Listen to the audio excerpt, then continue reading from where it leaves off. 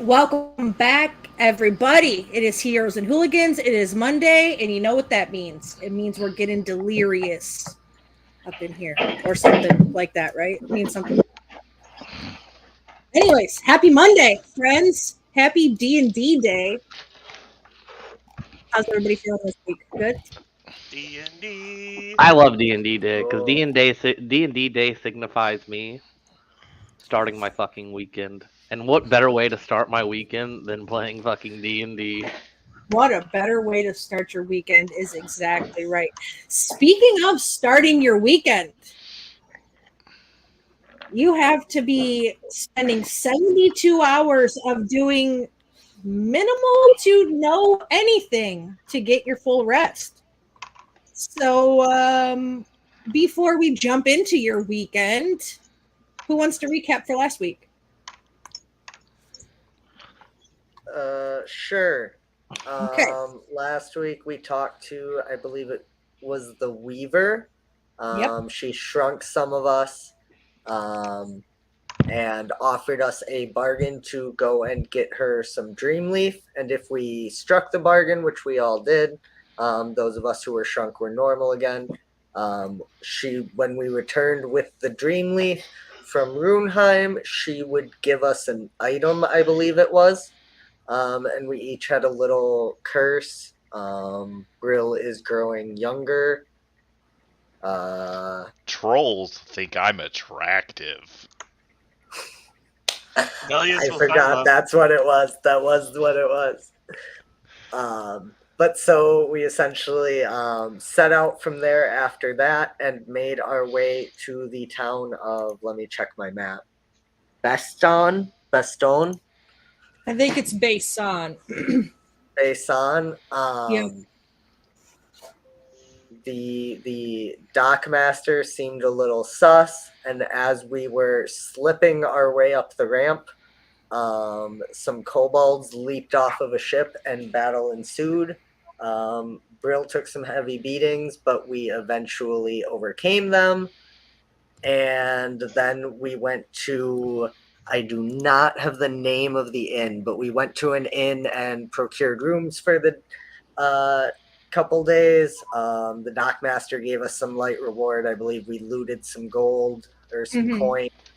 I got a feather. And we went to get rooms, and I believe that was where we left off. That's right. You were at the Sea Dragon Inn. Sea Dragon Inn. But you didn't just get a feather, did you? I did not. Yeah, you did not. It's more than just a feather.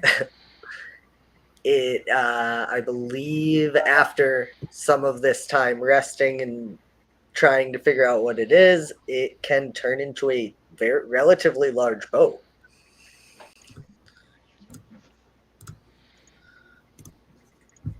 It can, yes, that is correct. It turns into a boat. Sorry, I don't know. Harnock's in and out, in and out. Yeah, I don't know what's I don't going know. on. It keeps resetting my browser for some reason. That's not good. You should probably fix that. Dab, dab, dab, dab, dab. Yeah. So you did get some loot. That is correct. You helped the very shady harbor master. Anybody remember what the harbor master? I will give you 1 chaos coin to start the game if you remember the harbor master's name. Oh my god. It starts with an A. Aegis Mc something. Aegis McNorth? No. Aegis McForth. You're close. Hey! I'll give it to you. I'll give it to you.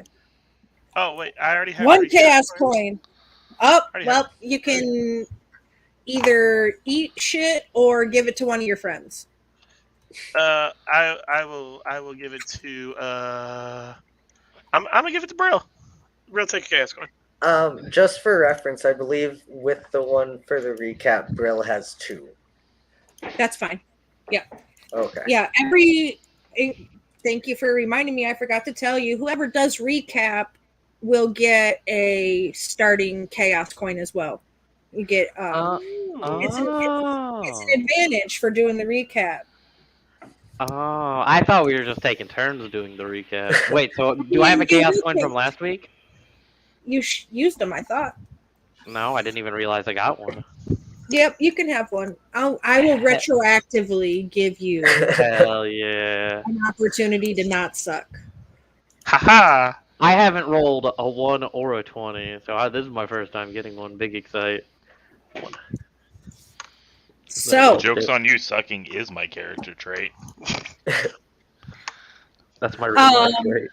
Aegis McForth, the shady dwarven harbor master there, very correctly did give you some things as you helped, defend the docks there from kobold invasion. Oprah giving away free cars. No.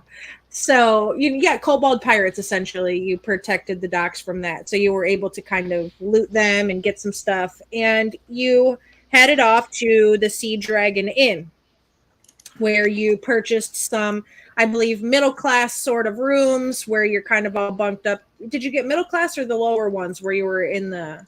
We got Middle class. So it's 40 a room. Yeah. So you're all bunked up together then.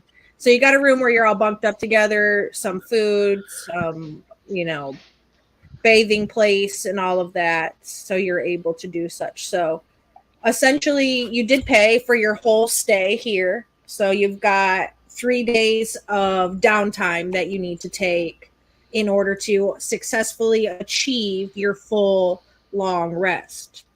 So during the downtime, if you so choose to do so, you can explore Bason some.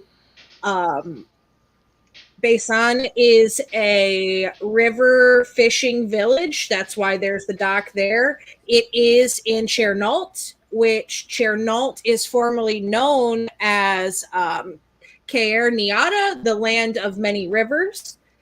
So it relies very, very heavily on the fishing trade. Bason being the most northern human fishing village / port for their exports and things of anything that comes in and out of Caer on that side. Human is very important, given the makeup of Caer. It is very heavily elven across the country in race. Human, there are very minimal dragonborns and gnomes left after the Great Wars that brought Caer to being themselves. So that's kind of the area you're in. It is just as seedy as kind of the rest of Atharis. There is disease ridden through the area as well. So that's something that unfortunately plagues a majority of the continent. It's not necessarily a bustling metropolis sort of place, but it does have some foot traffic, and there are some taverns and other places that you could go visit if you want to. Since you're just in a standard inn, there's like a little eating kind of commissary area, but there's no like barkeep or any of that. So totally up to you if you decide to go investigate more of the area or if you just want to spend 3 days chilling in your hotel room.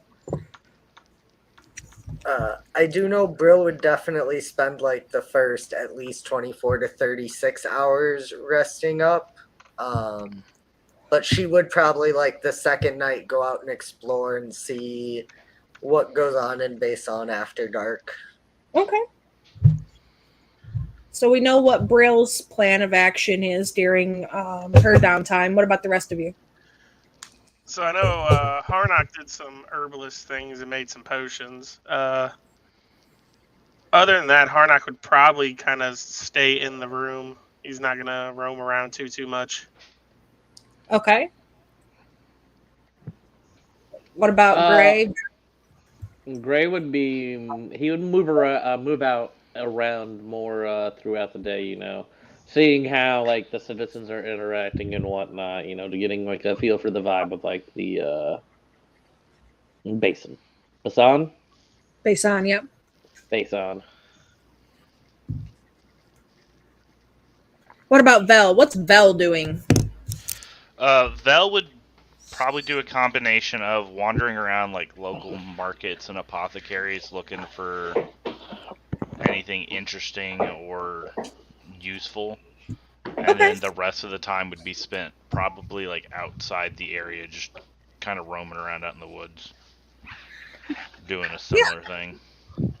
So if you're looking for shops or anything like that, a majority of the shopping is done in the market. It's pretty much a fish market.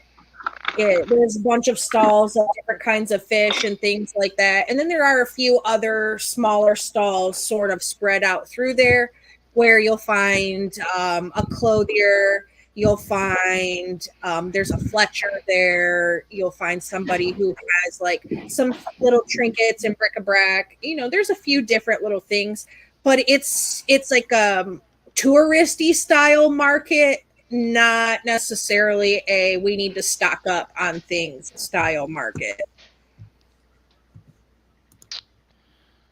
Yeah, that's fair. But is there something in particular that you're looking for? In particular, no. Okay, just kind of like looking about to see if there's anything of interest or just meandering. Looking for stuff of interest, but mostly meandering, because like I said before, a big part of his backstory thing is he's out looking for like sources of material for the apothecary he works for. Right. All right. Well, let's see what you come across here.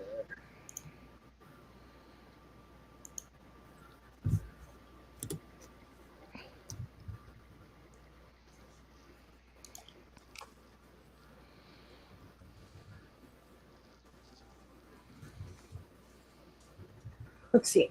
Let me see if we can find something good for you.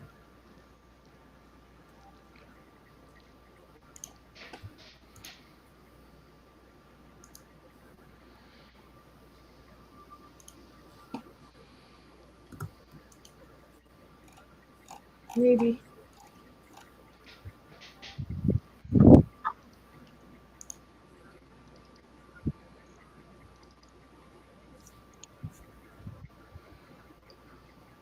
All right.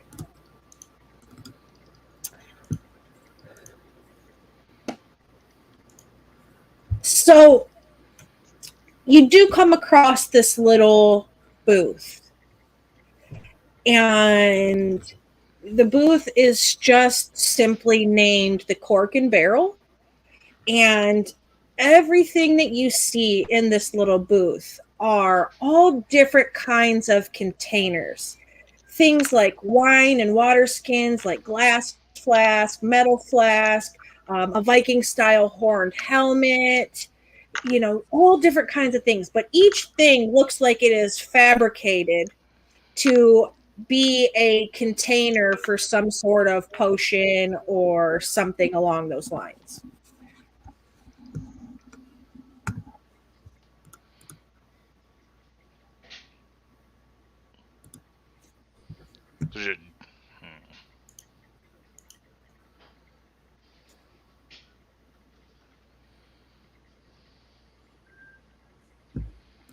Not interesting to Vel? Well, I was trying to pull something up real quick. Give me just a second. Sure.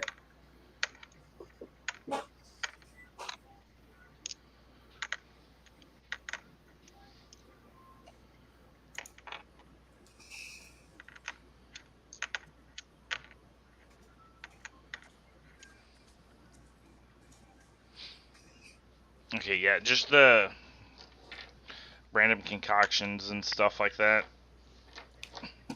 Not at this booth does not have the concoctions. It has what looks like different kinds of containers. Like, say you're trying to make a potion that can't be stored in metal or glass. So there's things made out of like gourds and coconuts, all different kinds of containers, 100 different kinds.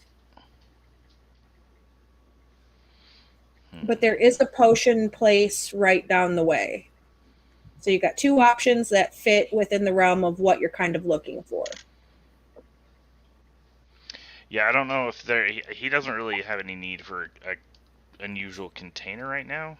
I guess Okay. unless he starts finding something around the town, but I feel like anything interesting would be picked clean already. Yeah, I think at this point he'd spend most of his time just kind of wandering around outside. Okay. And you do find another booth that's got a bunch of similar containers, but these ones all have liquid. So there's all different containers of shapes and sizes, colors, smells, all of that there as well. So you could look through the random potions as well if you'd like.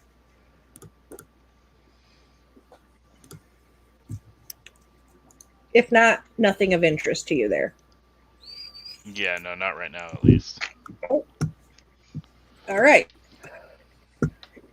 So your middle class offered you 2 meals, breakfast and dinner. So you were on your own to figure out lunch. There's several places around you could do so. You could get standard tavern fare, soups, sandwiches, and such. So for your lunches, that's what you would be doing. On the second night, when you guys come down for dinner, you see a small gnomish woman sitting at a table.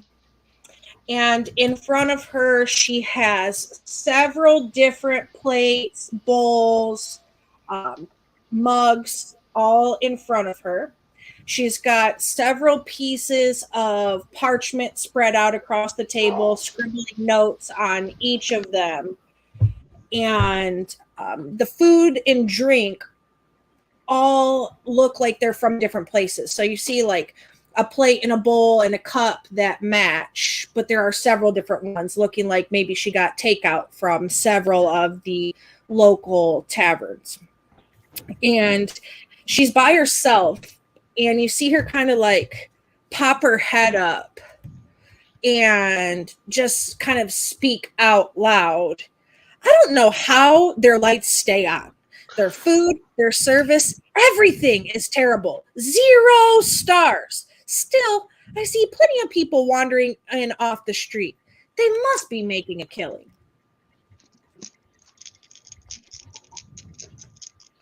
Oh my. And she goes back to kind of scribbling and tasting and scribbling and tasting.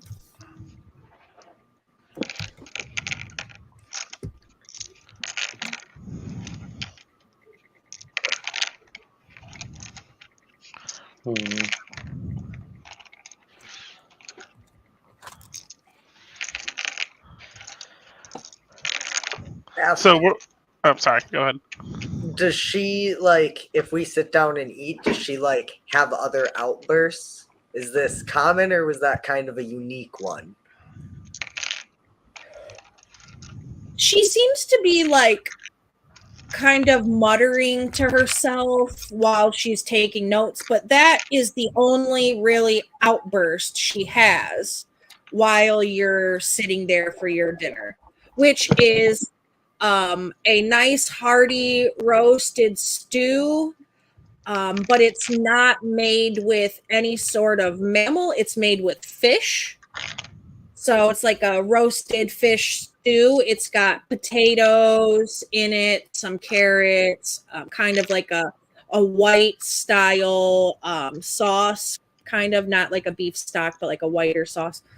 And some chunks of fish and things in there. You've got some nice herby bread that tastes delicious, maybe like it came from a Red Lobster or something, that kind of bread. And your ale, of course. Oh my God, this place has cheddar biscuits. Cheddar Bay biscuits. Yep. This place fucking slaps. I love this Got place. a Yelp reviewer in the corner.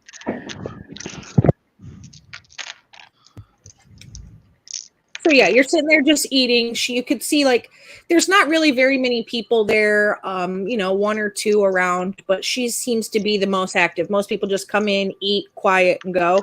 And she's just kind of talking to herself a lot, but that is the only outburst that she has when she's going on about some place that has apparently shitty service, but a lot of business. It's probably the Butterbay biscuits. It is the Better Bay biscuits. I've heard they slap. After eating, if she's still there, bro would probably walk up. Bro wants And to just walk up. Yeah, and just see if she reacts. I think Vel might have had enough of random encounters with women that seem crazy.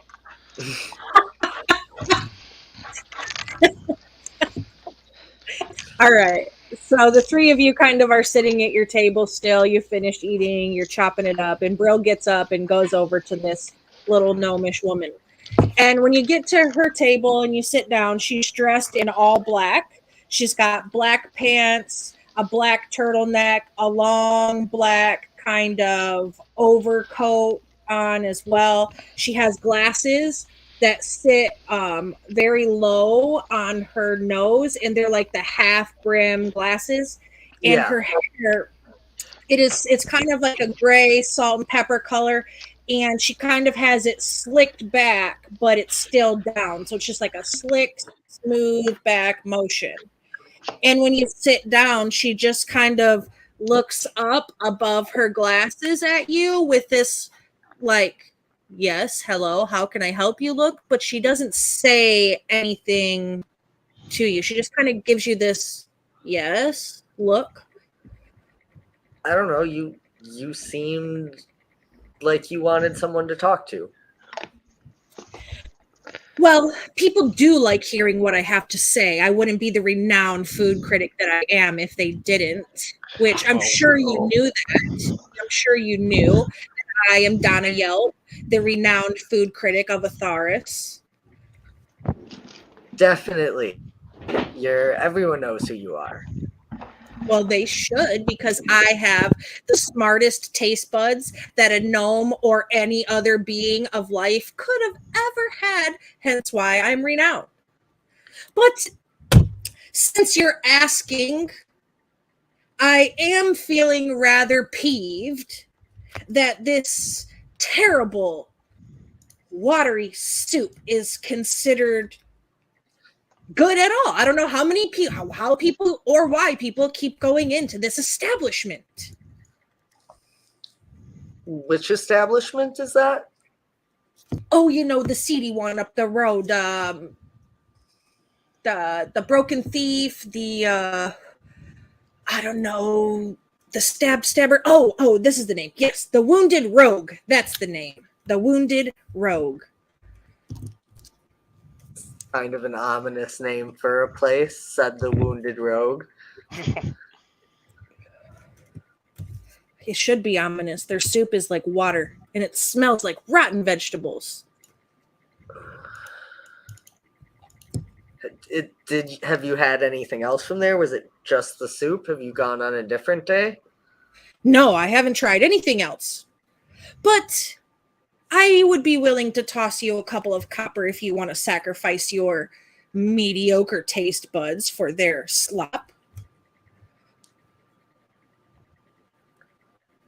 I mean, are you paying as well? Like, Well, I'd be more than happy to do this for you, but like their food also costs money. Yeah, I'll give you a whole gold piece. That covers the food. The food's only a couple of coppers, and then the rest for your troubles. Sounds But fair. you must provide me a very accurate and detailed explanation of your experience. Like the sweet and salty notes, how long they lasted on your palate, things of the sort, Definitely. I'm something of a food critic myself. She just kind of looks at you like, please. Sorry, I was just trying to relate. I am rather critical of the food that I eat, although most people don't care about my opinion. But sure, I'll check this place out. Thank you. She gives you 1 gold crown, and she just kind of looks at you like, why are you still sitting at my table? Oh, once she gets the gold, Brill does not linger. She gets the gold, and Brill is like already walking back to the others. And she's like, "So, how's everyone feel about second dinner?" Food's food. I'm Fuck down. Yeah. Cool. I don't think anything's going to happen, but apparently it is kind of a shady place. But I mean, that lady's gonna pay us to taste food, so I don't say no to free money because I need to eat anyway. That's fair. Get out of here, Weasel. Randy's dealing with the dog. Yeah, food. I think the dog heard the F word. Food. Oh, Yeah, she kept nuzzling my arm. She was trying to get up in my lap. but yeah, she seems kind of impatient. I don't know if you guys want to go. I was probably gonna go about the town a bit tonight, anyways. I mean, I ain't got nothing going on. I might as well tag along. Yeah, Harnock could go. Before we go, Huli, can you remind me what we do get after one day? Was that short rest? Yes, short rest is 1 day. That's correct. So if we're on the second night, would we have gotten a short rest, or does that not coincide? I think it's safe to say that you would reap the benefits of the 1 day short rest. Okay, Let me pull it. Let me look it back up. no To- problem. Go over it again. But I would say you've been there a day and a half, right? You got there the first day, so you've got 1 full night's sleep. You haven't done anything to Yeah. exert any energy, anything like that. So, all right. Let's see. Where is it here? Okay, quick rest, 1 hour. That is, you can consume hit dice to regain hit points, and that is all. Short rest, 8 hours. You may gain the regular benefits of a short rest as long as you maintain 8 hours of uninterrupted. Maintain the 8 hours uninterrupted by periods of strenuous activity lasting more than 1 hour. So you've done that for certain. So you can at least pop a short rest in there. Cool.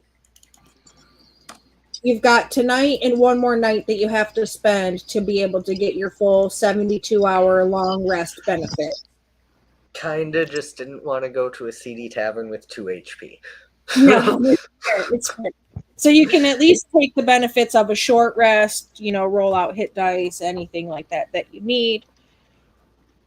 Everybody can do that. And I need to mark this section of the book so that way next time we ask this question, next session, I will know exactly where to go and I don't have to look it up. Yeah. Smart. Good job, Willie. Okay. Anyway, the Wounded Rogue. You're going. Everybody decided to go, right? Right. Good. Yep. I don't think we got directions though. Nope. She just said it's up the road, right? So when you get out into town, she did tell you it was in a seedy area, so you can assume that you need to go to the wrong part of town. Every town you could figure out which part's the right part, which part's the wrong part, because things start to change. All of Atharis sucks.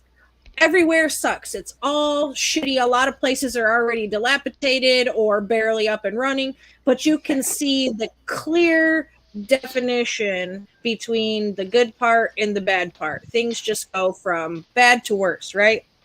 So when you're heading up the muddy street in the wrong part of town, The Wounded Rogue is certainly not the first place on anyone's list of top 10 bars. In fact, it would probably merit inclusion on Fantasy TripAdvisor's places sensible people should avoid at all costs list. That suits the Wounded Rogue just fine, as it is not the appeal of the grimy windows or the smell of burnt socks permeating the tiny tap room that has hooded ne'er-do-wells coming back again and again. From the outside, once you approach, this tiny dive bar has grimy windows and a crooked door that looks as if it's been knocked off its hinges more than a few times.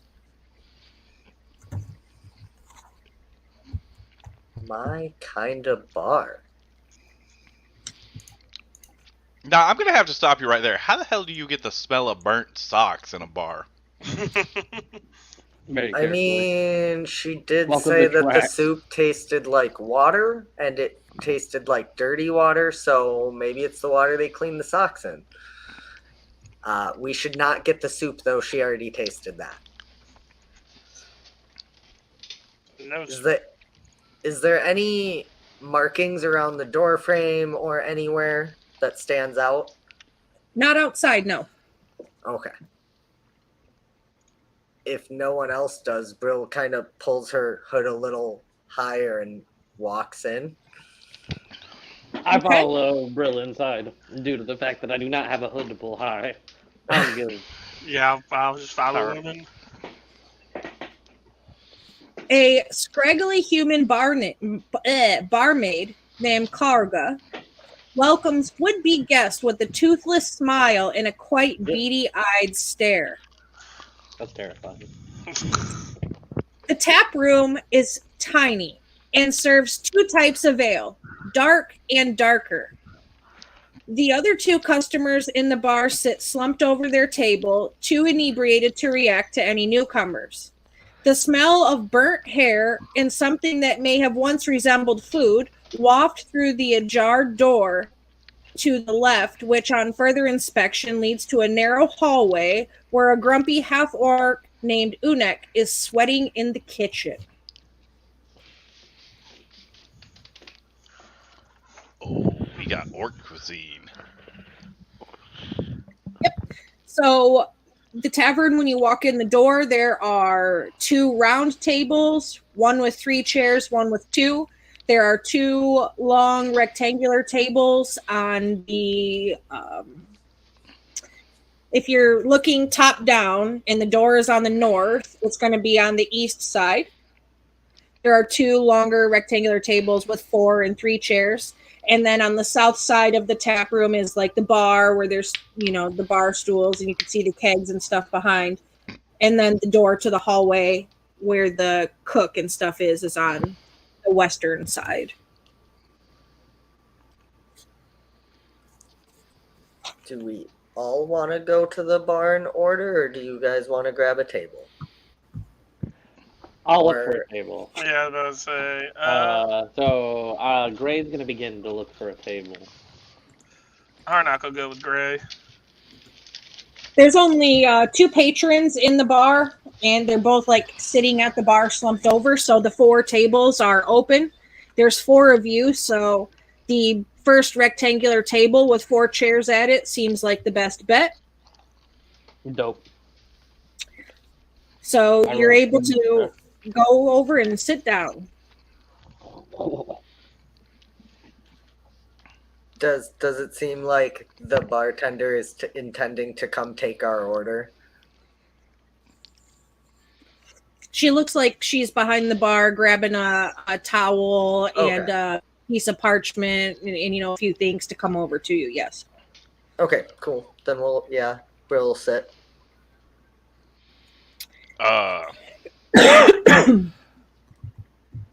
So is it just basically like an open doorway into the kitchen that we can see in from? You can't see in the doorway, no. You can, there's an ajar door on the left, which is the west side, which leads to a narrow hallway. So the door on the left is in a hallway, and then down the hallway is where the kitchen is. All right, never mind. That's too much trouble. Yeah. So you would have to go. I would show you, but it's a book, and my green screen hates it. So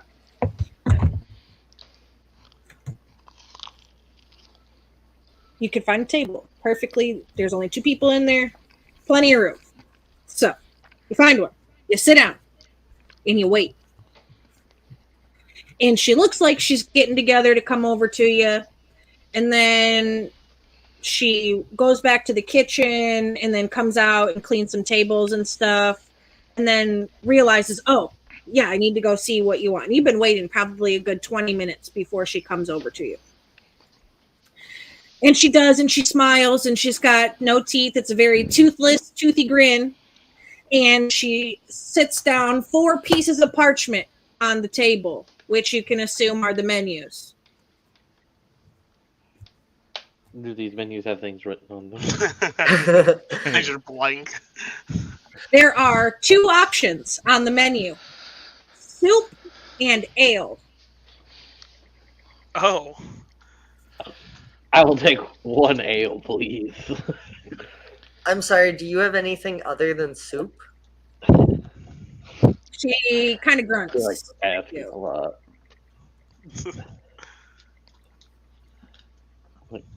I'll have ale too. I guess I can describe what that tastes like.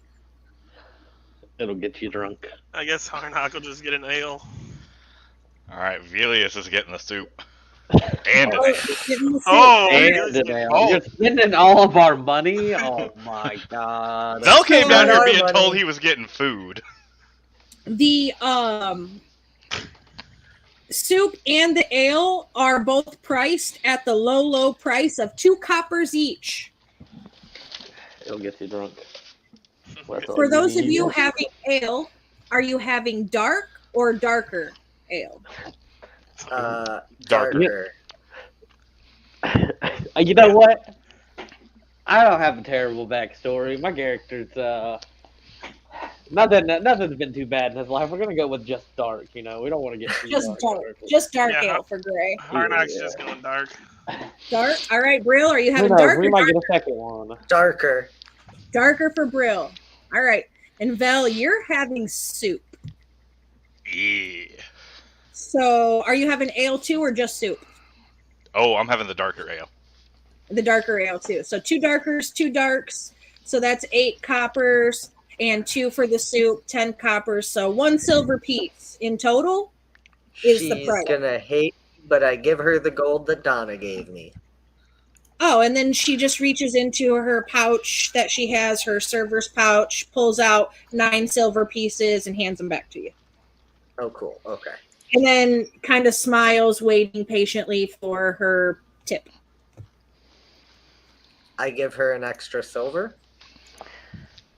And she does a very candid bow and heads off to behind the bar to get your ales.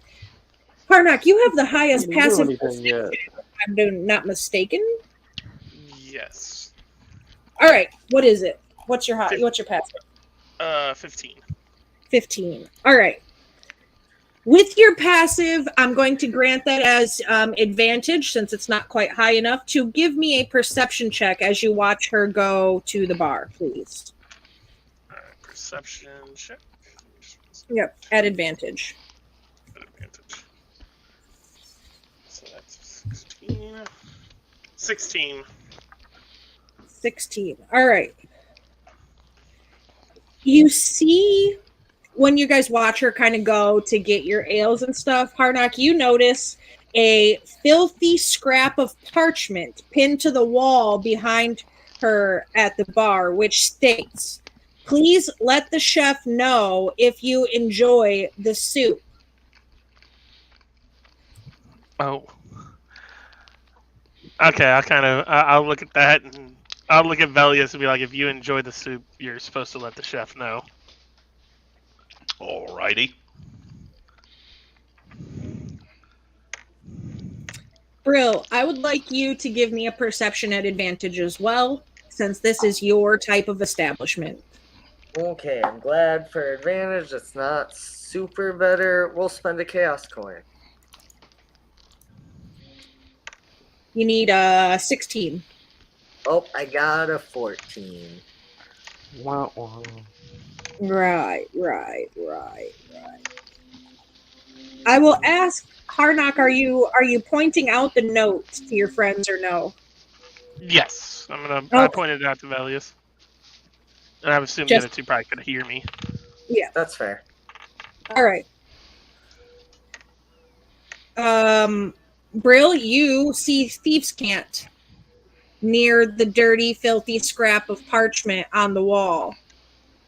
And the Thieves' Cant symbols basically state that a respite for all ne'er-do-wells exists below.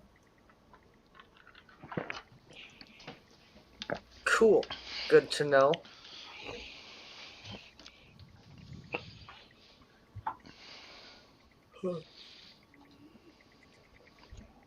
All right, So go ahead. I was just gonna say, so you guys, you know when I said this wasn't like this was a pretty shady bar? I'm pretty sure there's people below us. Just as a heads up, like Because the Earth is round. I mean I more meant there's probably a trap door somewhere. Huh. After just a few moments, Kalga comes back with your 4 ales and your soup. She sets your soup down and smirks at you. I hold up a silver. I eat the soup. I ask Harnock how he drinks while wearing his mask. He's gonna raise the mask before he takes a drink. What are you I am offering the silver disappointed. for, Brill? She says, we could kind of use a place to take a load off. Do you know where we could do that? And she will like tap something out in Thieves' Cant. Like with the coin on the table, that would seem, idle tapping, but it's very specific. Yeah. She looks back at you and simply says, "Please let the chef know if you enjoy the soup." Noted. And I give her the silver. I don't like. And she does another bow and goes back to doing whatever it is that she needs to be doing. So those of you with ale, even darker, when you're drinking it, you think that your 2 coppers was very much too much money for this ale. You feel like it's very overpriced. And So I'm drinking from the mystery bottle. yeah, she brought you your ale. She brought your ales to you. The chef himself, however, brings you out your soup, Vel. And he brings it to you fairly quickly, and you figure out that the smell that you have been smelling, all of the stink, is very much coming from Unek, the chef. And he kind of like looks at you and waits to see if you taste his soup. Oh, absolutely. Give me a DC 10 Constitution saving throw, please. Come on, Vel. I'm a shaking baby. You gotta like the soup. 11. All right. Oof. So he, you take a bite and he heads off. He doesn't give you time to reply or anything right away, but he heads off. And it tastes rancid. Absolutely rancid. It is thin. It is watery. The meat is spongy, and you cannot identify what kind of creature it comes from. The potatoes that are floating in the water are off-colored, and you are certain they went to rot before they got put in the soup, it's not good. It's not a good soup at all. But it's soup. How's the soup, Bill? It's eatable. Oh. If I'm being honest, Val, I kind of think you should go tell the chef you like it. All right, but let me finish first. Oh. He gonna finish the soup. He paid for the soup. Soup has been paid for. He is finishing this soup. Oh, yeah. Finishing the soup. Yeah, and if you want to go compliment the chef, if you tell Karlga you want to compliment the chef, she directs you to the door that leads you down the hallway to the kitchen and tells you, you know, tell him yourself. All right, I'm taking my bowl and spoon with me, though. See if I Go can get for it. seconds. He wants more soup. So you go down the hallway to the kitchen to go pay your compliments to the chef for his cooking, right? And you get in there, and he's standing over soup, and there are certainly rotten vegetables in there, some carcasses kind of hanging from the ceiling, which from the way that they're hanging, you're not able to quite tell what they are, what the shape of the cuts are, anything like that. Some random meats and stuff. It's just all around dirty, awful place. But the stinky chef, Unek, is there. And you can speak to him. All right. So like I walk in holding the like empty bowl and spoon and see him, and I'm just like, all right. So I'm still hungry. You wanna give me seconds? He kind of grunts at you and slops some soup in your bowl and walks over to this shelf that you see full of slowly rotting vegetables. And one of the carrots that's laying on the shelf, it looks super limp and disgusting. And he just like kind of picks it up. And when he picks it up, you hear a click, and this shelf kind of pulls away. And you see that there's like a hallway behind this shelf that kind of leads down.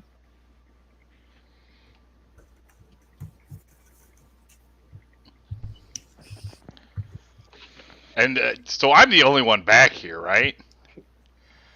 I don't know if your friends went with you. You did not specify. I would say he wouldn't have drug anyone with him to go talk to the chef, but I don't know if any of them chose to follow me. I definitely did not choose to follow. Yeah, Harnack would not have. I do feel like Brill probably would have. She just knew she couldn't say she enjoyed the soup when she didn't have the soup. I almost assumed that Brill would for certain go, since she was like, you need to go tell the chef. We're split off in pairs. Look at us go. Keep your battle, buddy. Splitting the party never went wrong. So Brill and Belle see this, shelf get clicked open. And it makes sense to you, Brill. You saw the thieves' cant. She told you to compliment the chef. Like, it clicks for you. Why this place is so busy, but the soup is actually ass. It clicks immediately, and you realize that this is definitely a laundromat front on the top of a casino somewhere. Not that there really is a casino, but you know what I'm saying. Right. Yeah. So that was her suspicions the whole time. What's Val doing? I say I'm gonna take a bite of my new bowl of soup, look at you, and ask, so is this what we were looking for? This is exactly where we were going. And she's gonna start walking down the hall. All right. Belle's just gonna follow along, snacking on soup. You're not getting your friends? You're just leaving your friends? Brill seems like she knows what she's doing. I do, but Brill doesn't know about enough necessarily about this group to know if she could just grab her friends and bring them back here. Like, I guess, is that how like thieves guilds usually work? If one person goes, are they able to just bring the others, or is it like everyone needs to know the password? I would think that Brill would be smart enough to send, Vel ahead and go back and get the others and relay this is the password sort of situation. I think that would probably be, how it would go. I think that's fair, and that's probably what she would do before going off. If she thinks that, like, she can go get the others, she'd be like, hang on a second, Vel. Or get going and we'll catch up. Up to you. And then she'll go and be like, hey guys, so we found the way underneath, so we're gonna go check it out. Do you want to come? I'm not waiting. I'm just gonna start marching down the stairs. Yeah, that's totally fine. Harnack would probably be like, is Vel already going? Not really sure. Told him we'd be coming, and if he wanted to go, we'd catch up. If he didn't, he's waiting. We should. I mean, yeah, we should probably stay honestly, together. He seemed to genuinely like the soup. I don't think he really knows what's going on. Yeah, we should probably stick together. Then Harnack will pull his mask back down and get up to follow Brew. As I see Harnack get up, I'll begin to follow them as well. So you go back to the kitchen. Brill leads you back to the kitchen. The shelf is closed, and the chef is doing what he was doing before, just working on his soup. Yeah, Harnack and Gray, you see that it's absolutely disgusting, and you probably shouldn't eat anything that comes through this establishment, but it's there. It is. That's the thing with the two bowls. They like the soup too. Yeah, and he walks over, and this time he doesn't pick up a carrot. He picks up a rotting turnip, and when he picks up the turnip, the lock clicks and the shelf swings open. Out of curiosity, is the carrot on the shelf or is the carrot missing? Carrot's missing now. This is intriguing. Oh, this is intriguing. Okay. Well, let's go. And we're off. We're off. So, yep, you head down. It's like a long hallway, but it kind of zigzags a little. And it goes down. So kind of like zigzags down. Not quite like in a spiral, but,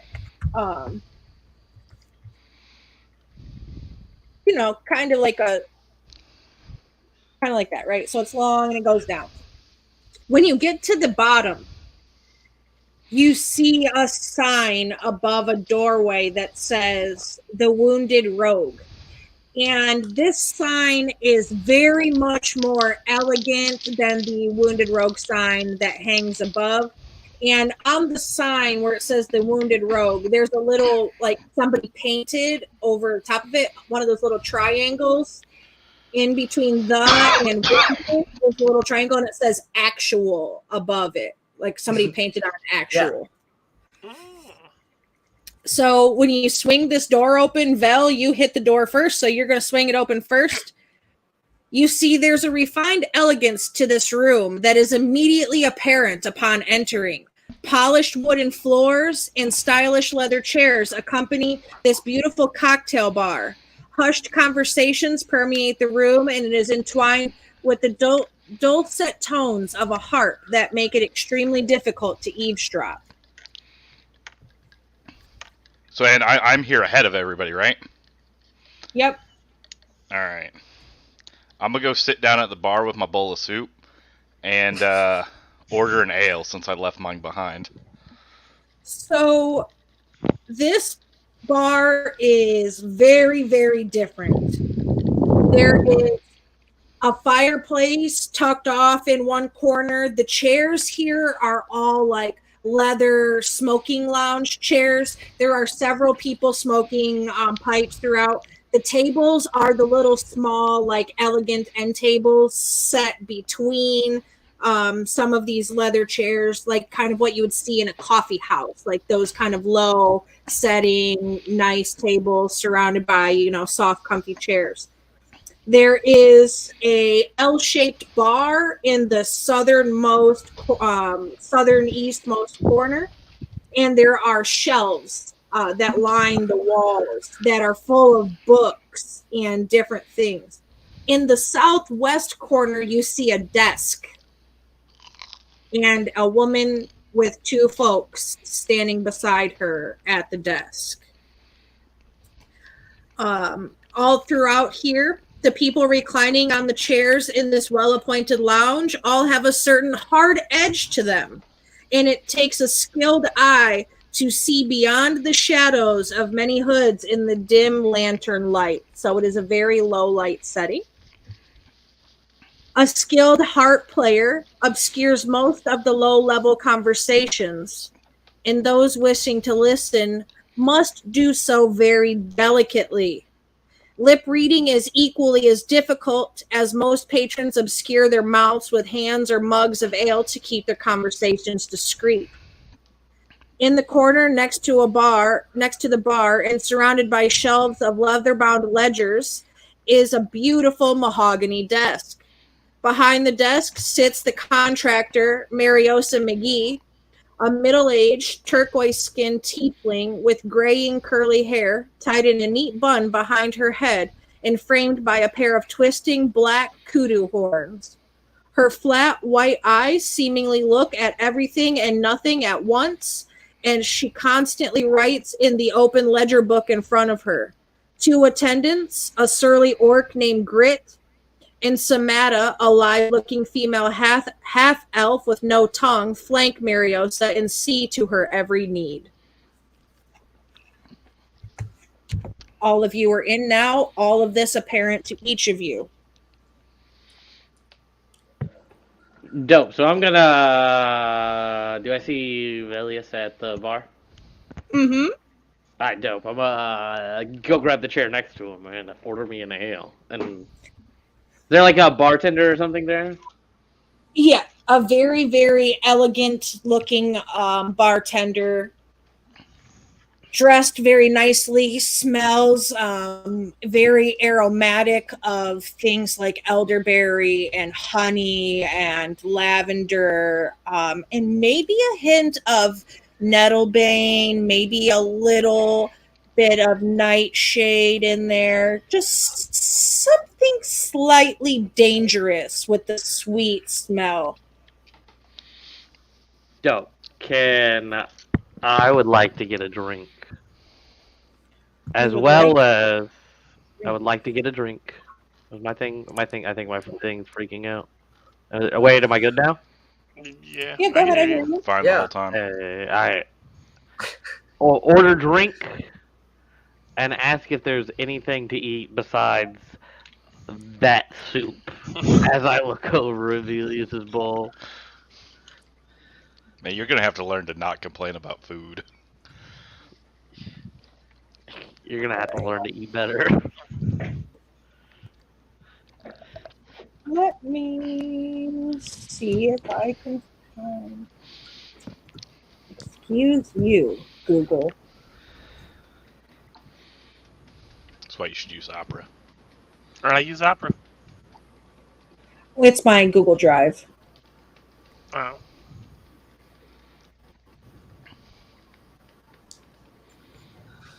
It's just because I am incredibly unorganized and I shouldn't be.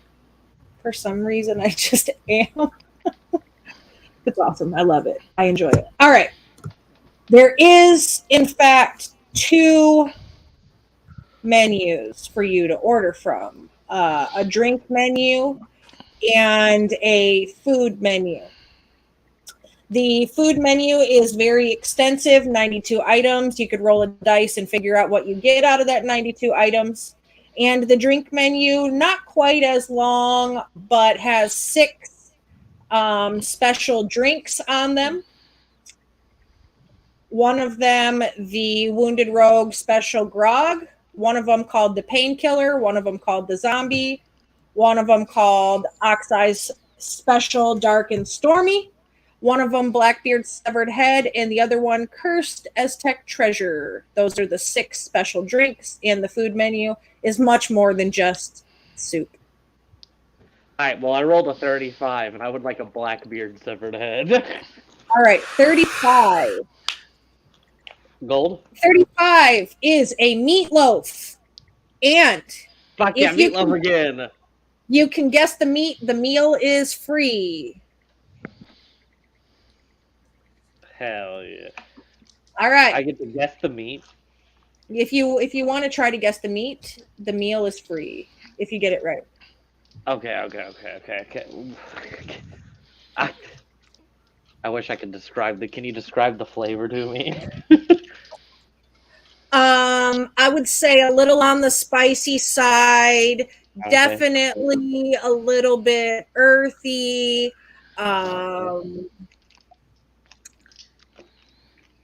Not gamey, but that kind of gritty, gamey kind of texture that you get from venison if it's not properly cured.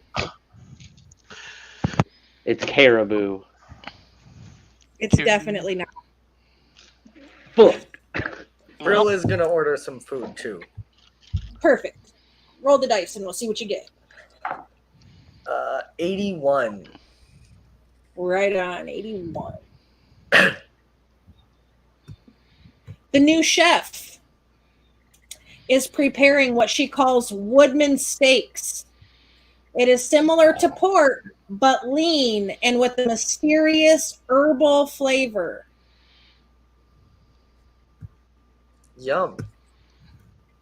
Each one of your meals is 2 silvers each this time. Oh, that's not even that That bad. is fun. Your drink, Blackbeard's Severed Head, is composed of dark rum, spiced rum, orange liqueur, an allspice dram, passion fruit syrup, lemon juice, lime juice, and a splash of club soda. Guess you did find the mystery bottle. There are 4 dice rolls that you need to make that accompany this drink. Oh my! This is the mystery. This is if you made a Long Island iced tea out of the mystery bottle. So, first I would like you to roll me a d6. Fuck yeah. 4. 4. So you will be drunk for 4 hours. Fuck yeah. Secondly, I would like you to roll me another d6. 4. You will have a +2 to your intimidation for 4 hours. Roll me your third and final d6, please. You'll never guess. It's a 4. 4. All right, so you will be fire resistant for the next 4 hours. And the last Love it. dice roll to accompany this drink is a d4, please.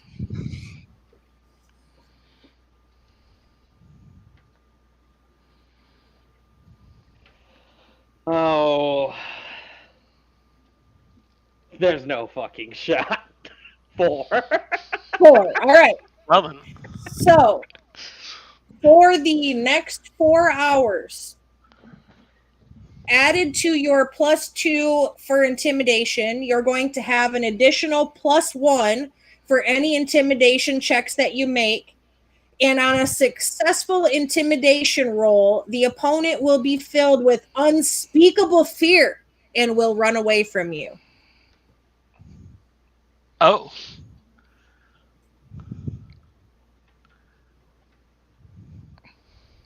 Mm-hmm. Interesting. So I can ooga booga people away from me, and you can set me on Yeah. fire, and it's okay. Yes, that is correct. Can I get one of these to go? That is the Blackbeard's Severed Head. I feel like this is going to be useful at some point. It's a very tropically but dark feeling drink. And when you drink it, you feel What's like the shelf life on it? you feel like a pirate lord.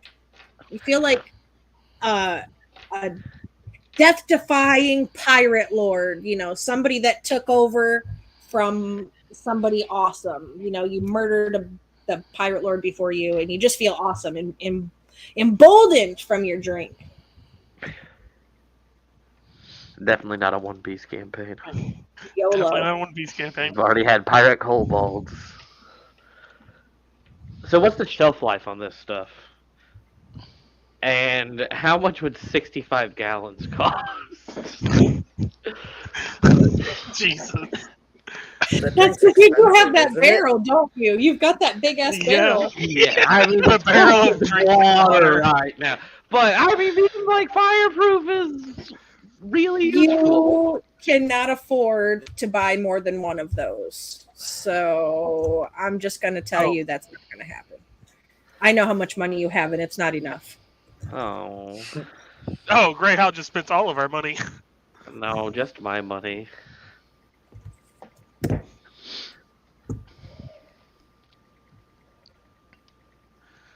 I'm not spending the team's money.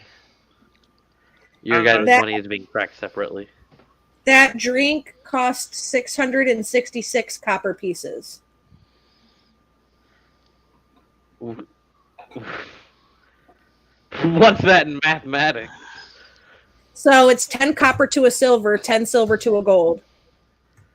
Oh, so it's 6 gold and 3 silver? Something like that. That's not that bad. I mean, don't get me wrong, I can't afford 65 gallons of it, but... No, you cannot. Uh, Okay. Does anybody else want to order a drink? Yeah, we're gonna get that house special one. The special grog? Yeah. All right. This is 2 ounces of dark rum, half an ounce of lime juice, teaspoon of brown sugar, and 4 ounces of hot water with a slice of orange and a cinnamon stick. that's what you do for absinthe. Did you find absinthe? No, it's Maybe. actually grog. It's grog. Grog was used to prevent scurvy for pirates. You're in a harbor city, so it makes sense. It was like watered down lime juice ale was used to prevent scurvy on long voyages. So that's pretty much what you're getting. No, see, that's All right. good, because after that soup, I might be getting scurvy. No, you passed your con save. So you get to make me 2 dice rolls on your drink. Your drink will cost 50 copper, which is just 5 silver. 2 dice rolls, 2 D3, each a separate D3. D3? Yep. Oh, shit.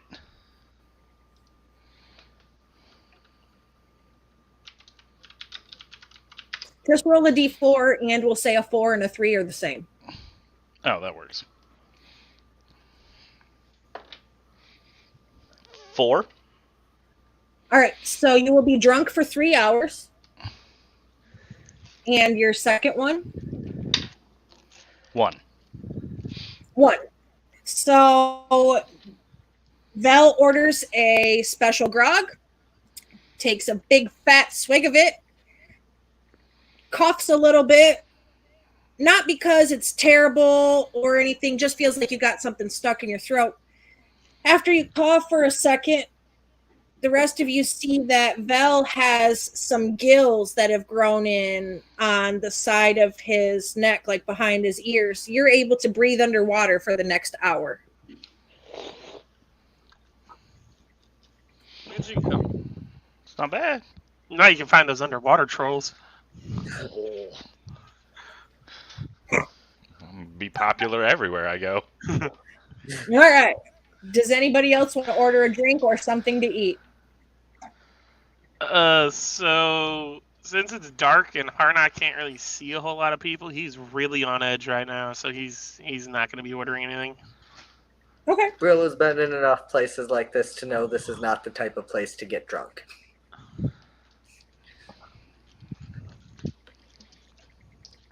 Fair. Well, it's too late for that. I don't know. Velius is side-eyeing that meatloaf, though. I think he's still hungry. Get out of here. So what did we roll for the food table? It was a 92. Yeah, 92. About 26. 26. Sure. 26 works. 26. All right. Brought out to you is a tray of Hellfire peppers. They're called Hellfire peppers. And essentially what they are extremely spicy jalapeno poppers. Oh, this is getting exciting. This is making me hungry. I'm gonna be a fire-breathing fish. Cool. When you're brought this by the young chef, this young woman chef, she's also a tiefling. Not the teal skin of Mariposa, but she's got some very bright, vibrant tiefling skin. She's very proud of these Hellfire peppers. This is her favorite dish. It is something she's been eating since she was a little kid. Her grandma made it. Her great-grandma. It's been passed down. It is their family specialty. She comes out to you and brings you this tray, and there's 6 of them. And when she brings you the tray, she offers you a challenge for a reward. Done. If you can eat all 6 of them, she will give you her special seasoning that she uses to make these so spicy. And it's called Hell's Fire Breath. And it will be in the way of a potion you will be able to use down the road. Let's get started. All right. So it's going to be 6 Constitution saving throws. Okay. All right. Scaling in difficulty. So the first one is going to be a DC 8. 26. Okay, you passed it. Second one, DC 10. 22. DC 12 on the third one. 20. DC 14 on the fourth one. 7. Fuck. Oh, wait, hold up. Do I have one? I do. I have a chaos coin. I'm winning this.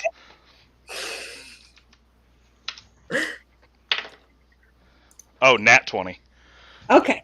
So I'll give you 2 passes on a nat 20. So this will be your last dice roll. Will be the 6 pepper. So what was that? 14. So 16, 18. You need 18. Shit. Do I get a chaos coin for the 20? Yeah, you can have one back. Yeah. Okay. I'm going to have to use that immediately because that was a 2. 23. All right. So you eat all 6. All 6. Your mouth is on fucking fire. But she watches you proudly as you finish it all. And she is so excited. It's her favorite dish. She asks you how you like it.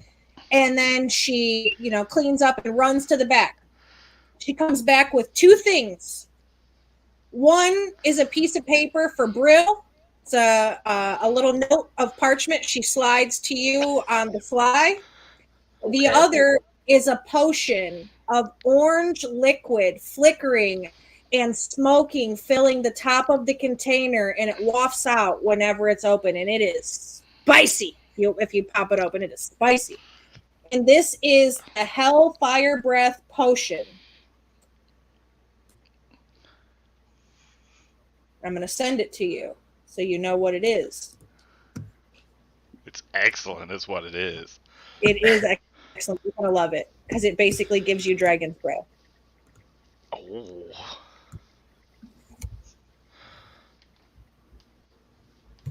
So basically, after drinking this potion, you are able to exhale fire at a target within 30 feet of you. They have to make a dex save. If they pass, they take half damage. If they fail, they take full damage. And you get to exhale not once, but 3 times. Or when an hour has passed. So you can use it for 3 times. Gonna have to call me Iro after this. All right, Uncle. Let's go. Brill does look at the note. The note simply just says that she's interested in procuring rare meats, and it's rare in parentheses. And if you're interested, she'll pay you for whatever you bring. Okay. It was you that got mystery meat, right? No. Who got the? I got mystery That was Grey meat. House. No, the wood steak. Or Yeah, whatever. I got the Woodman steak. Yeah, Woodman steak. Yep, you. It is you that gets it. Woodman steak. Yes. Is there any description beyond rare, or like, am I supposed to go talk to her if interested? I assume it's something that it would be a test to see what you considered rare before she offered you any sort of real contract, right? So that makes sense. We're going after the all blue. Yeah, I was gonna say Brill will mention to everyone. So I don't know how we're doing. But if we're going on a long journey to Runeheim, we might need some more coin than we have. Like that's a pretty long journey from what you said, right, Harnock? Yeah. yeah. Chef would be willing to hire us, and I am sure there would be more coin in the future. Looking for rare meats. So I don't know if maybe after a day or two we want to go out and see if we can find anything that might interest her. Could get us some coin to prepare better for the journey, or we could just go north. But it is an option there. That's kind of why when I heard about a shady bar that shouldn't be open based on the food, I figured it would be a good place to find work. Well, this is right up my alley. There definitely seems to be the opportunity to procure more than just a contract from the chef here. Right. Right. Kind of a like test gateway trial period. You know, not even started so, the chef kind of does her own thing. She's brand new. Pretty much she just offers that to anybody who orders the Woodman steak because of what the Woodman steak is. That she's like, okay, if they want to eat this and order this, then they might be somebody who is also interested in rare meats. So if you come across anything, she's willing to pay to take it off your hands. Okay. But if you're curious on picking up jobs, I was before the note came, was probably going to mention that and then try and go talk to, was it Maricopa? Mariposa, yes. Mariposa seemed like the lady who knows what needs to be done, or at least where money can be found. Yeah. So do you just want to directly approach her? Do you want to maybe talk to the barkeep to see what's the best way? I would probably fish the barkeep for some info first. Sure. Just walking up would seem rude. Go ahead and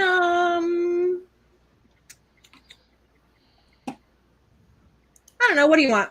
Persuasion, performance. Give me some charisma-based something to see how well the bartender responds to you inquiring of Mariposa.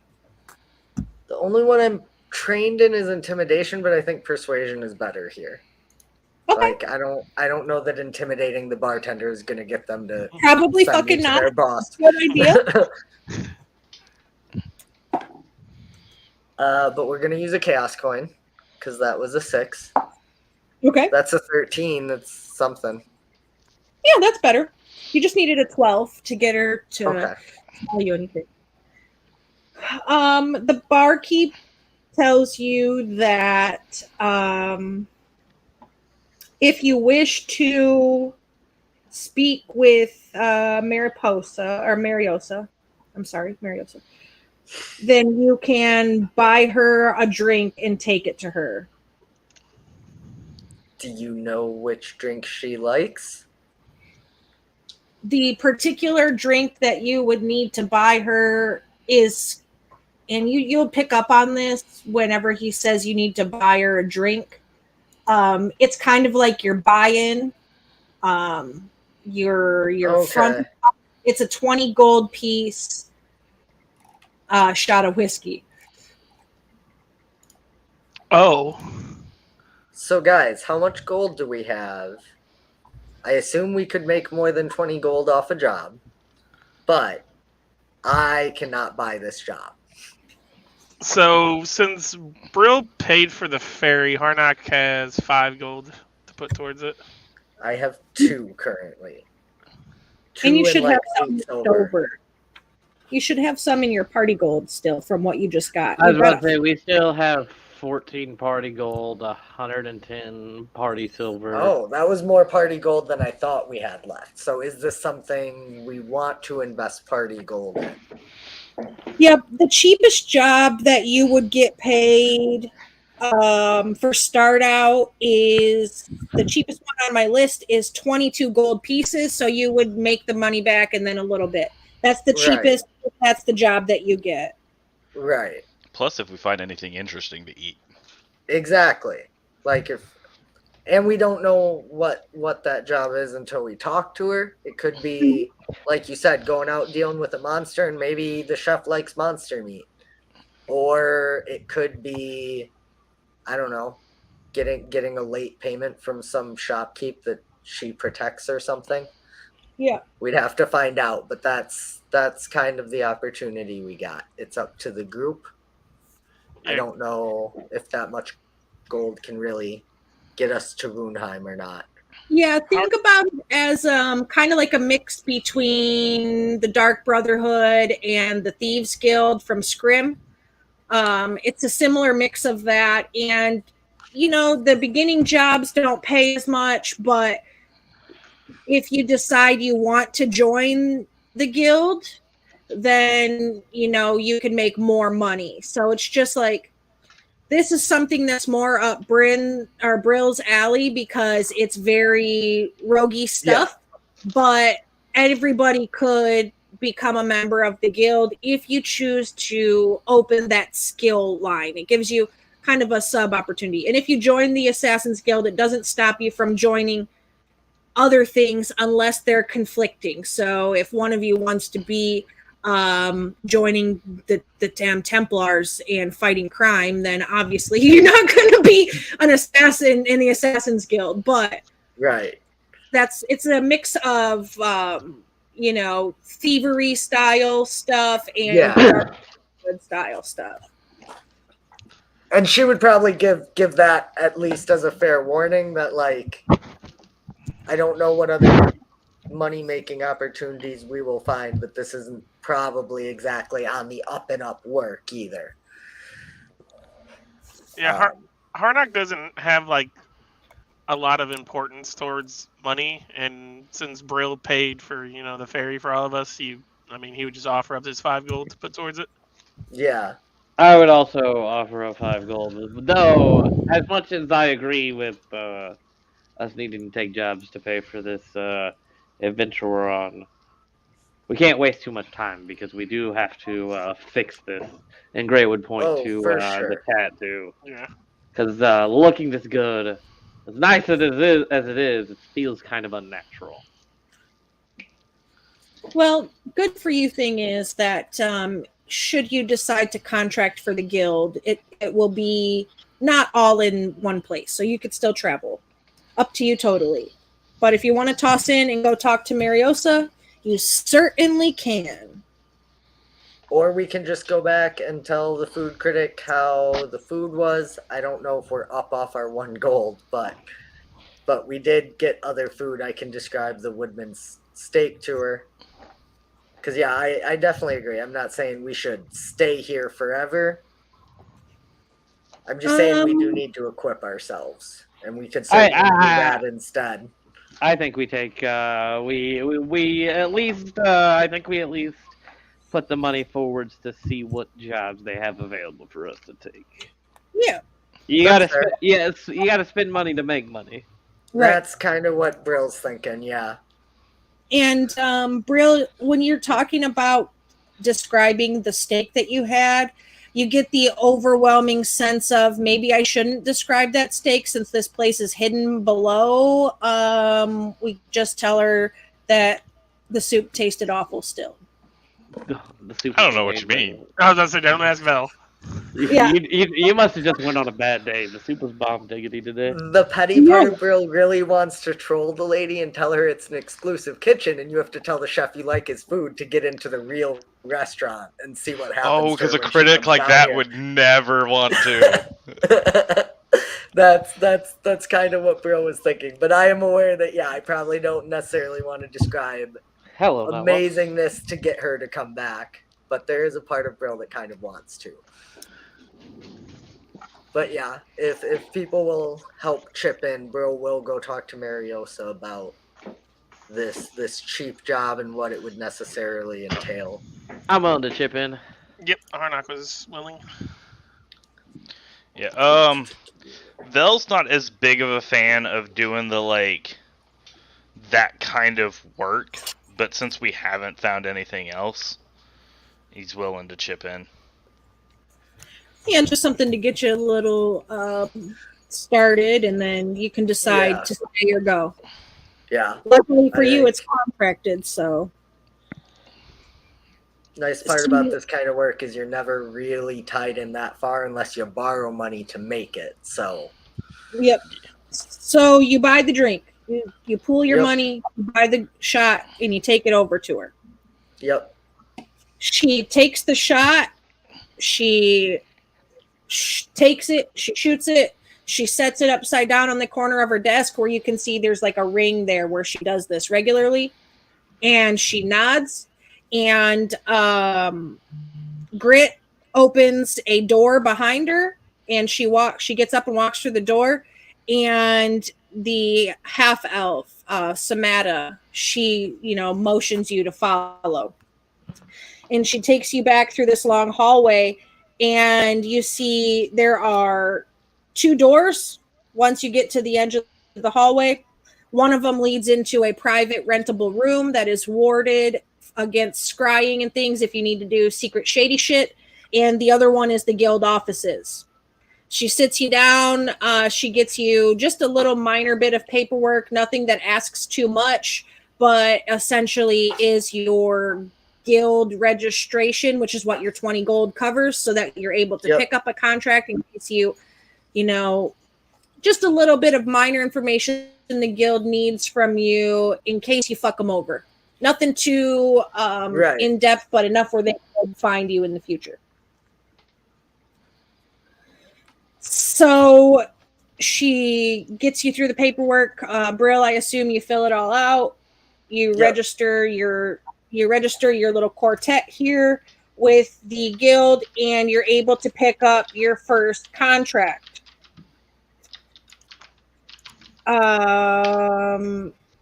The first one that you get is there is an anonymous donor that will pay a divine sum to the souls brave enough to hide 3 sacks of bones in the nearby temple, and it is paying 186 gold pieces to do so. I mean, that doesn't sound so bad, right? That sounds like a fair, we're not killing anybody, we're not robbing anyone. That sounds like a fair job.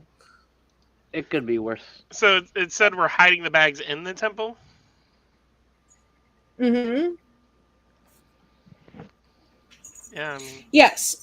An anonymous donor will pay a divine sum to the souls brave enough to hide 3 sacks of bones in a nearby temple of life. The 3 sacks of bones will be provided to you, as the anonymous benefactor has made sure they are provided. Certainly they don't have any significance. They're just bags of bones, right? And they just need to be hidden in the local temple.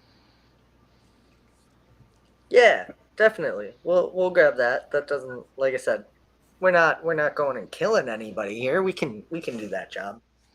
That doesn't bother my conscience that much. And that was I the feel like it's temple of bothering my light. conscience now that you mention it. So you said Temple of Life. Who's that worshiping for?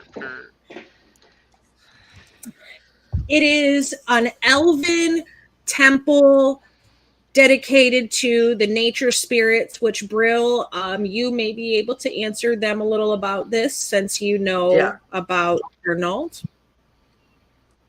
But let me tell you the other job that's up for offer if you would like. It is significantly much money. You have two options. The first one, the bones. The second one, a large group of young pickpockets have pooled their resources to ensure the street thief they work for finds himself penniless or worse, and it is only paying 22 gold pieces. So hide the bones for 186 gold, or deal with a pickpocket boss for 22 gold. Just for my clarification, this is Brill back there picking the job, correct? You're all together. She brought you all back. Oh, okay. Okay. I assume that you brought your partners with you to the desk, and you brought everybody back. Yeah. What do you guys think? I'm kind of like beating up young pickpockets could hurt people, but hiding bones pays better. Well, I think we're beating up one big pickpocket, and the smaller ones are offering us the job. That's fair. In my experience, a bigger pickpocket probably is not alone, though. Yeah. I'm just really confused as to why the bags of bones is paying so much. Yeah, that doesn't. It doesn't quite correlate.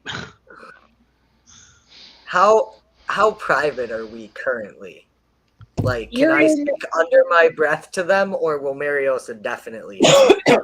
You're in the guild offices. So the way the guild offices kind of look is it's like a long rectangular shape.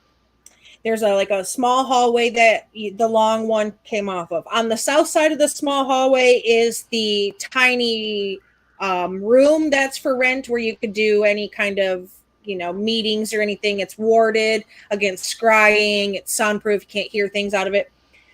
And then on the north side, there's the guild offices that's got 3 desks where it looks like a couple of random clerks kind of work. And then there's the main office in the back, which is her actual office.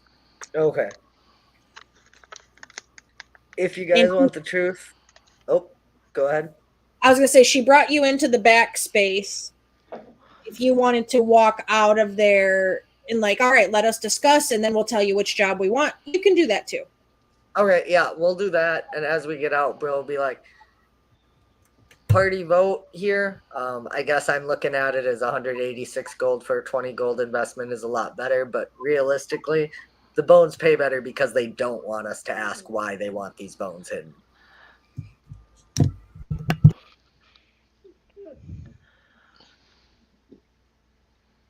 Just throwing it out there. If you guys would rather just go beat up a pickpocket, he's robbing people, he's not a good guy, that's fair.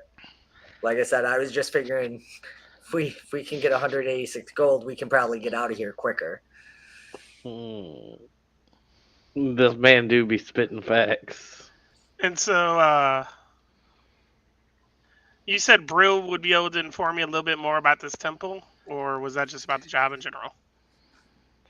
Brill knows a little bit more about Chernalt's history, and that it wouldn't, if I know you're asking about who the temple worships because of your lineage, this is a little bit different because of the area of Atharis that you're in, which is why Brill is going to know a little bit more. Yeah, it's not really my understanding, and correct me if I'm wrong, it's not really a temple to a seraph or to one of the dead gods. It's more a temple to life as a like spirit energy, kind of as its own thing. It is simply to life. Maybe they want the bones hidden in the temple because the temple of life will bring them back to life one day. Or because the temple of life protects against them from coming back in the wrong way. I'll elaborate a little bit more on some history of Chernault. Chernault originally was called something different. It was originally called Caer, Caer, Niada. Caer Niada, which is Elven translation for the land of countless rivers. Caer Niada was primarily Elven dominated before the first men came here. When the first men came, and you could find any of this information in any of the books out there that's on the bookshelves, it's all open history information. When the first men came, it was during the era of expansion. Many tribes of men attempted to cross the Grove Maze, which you just came through the Grove Maze, and only the ones that the spirits of the land deemed worthy made it through. So the more like vile and reckless ones didn't quite make it, kind of weeded itself out. So the first men that came in, they settled kind of in the northern area of Chernault because it was the best for farming and fishing. It was like sort of the northeast region. They started pushing south towards the center in the heart of Caer Niada, which is where they first encountered the elves in the heart of the land. And the relations between the elves and men were hostile at best, culminating a war that lasted several generations and leading to the fall of the elven kingdoms. King Amalric is the one who brought all of the humans and the elves together. After an age of war, the elven king, Lord Theoden Sarador, formed a delegation to personally negotiate with humans. Unfortunately, the barbaric humans denied his negotiation, and in his negotiation, he did what was considered the noble sacrifice of sacrificing his life to stop all of this stuff. And it didn't happen. So one of the human warlords, Amalric Noblecore, he convinced the rest of the human warlords to stop and brought them together to basically form what is now Chernault, and he became the first king. The first king and the elves put together what was called the Pact of Sacred Land. The Pact of Sacred Land outlined the peace between the peoples of Chernault. The elves were the dominant race before humans came. Chernault was also inhabited by gnomes and dragonborn, whose populations were extremely decimated, almost to the point of extinction through the wars. So everybody really needed it to come to a stop, and it did. So they made the Pact of Sacred Land. One of the terms in the Pact of Sacred Land is that each human king, starting with the first one and every king thereafter, would send his first daughter to the elven shaman to train in their ways at the Temple of the Mist.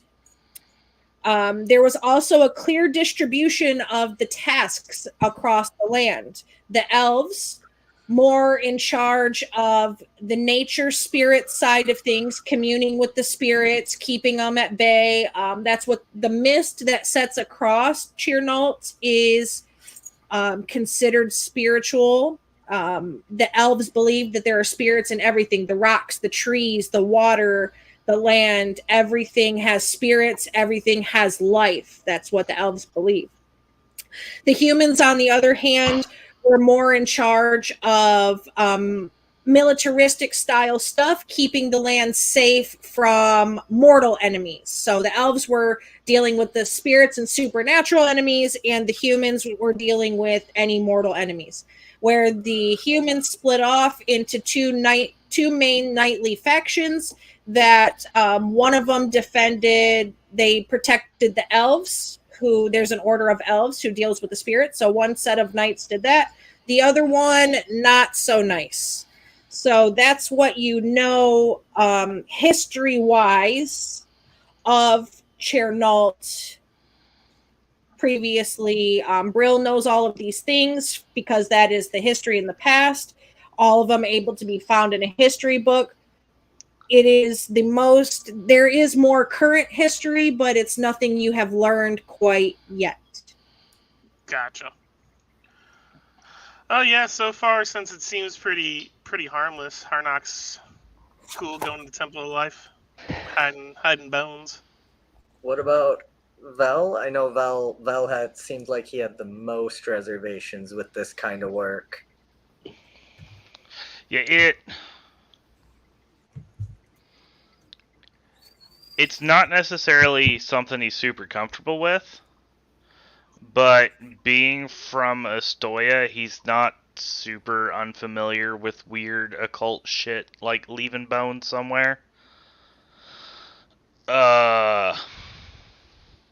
If it makes you feel better, the Temple of Life is generally considered good. I don't think they're going to use the bones to try and like summon any monsters or anything.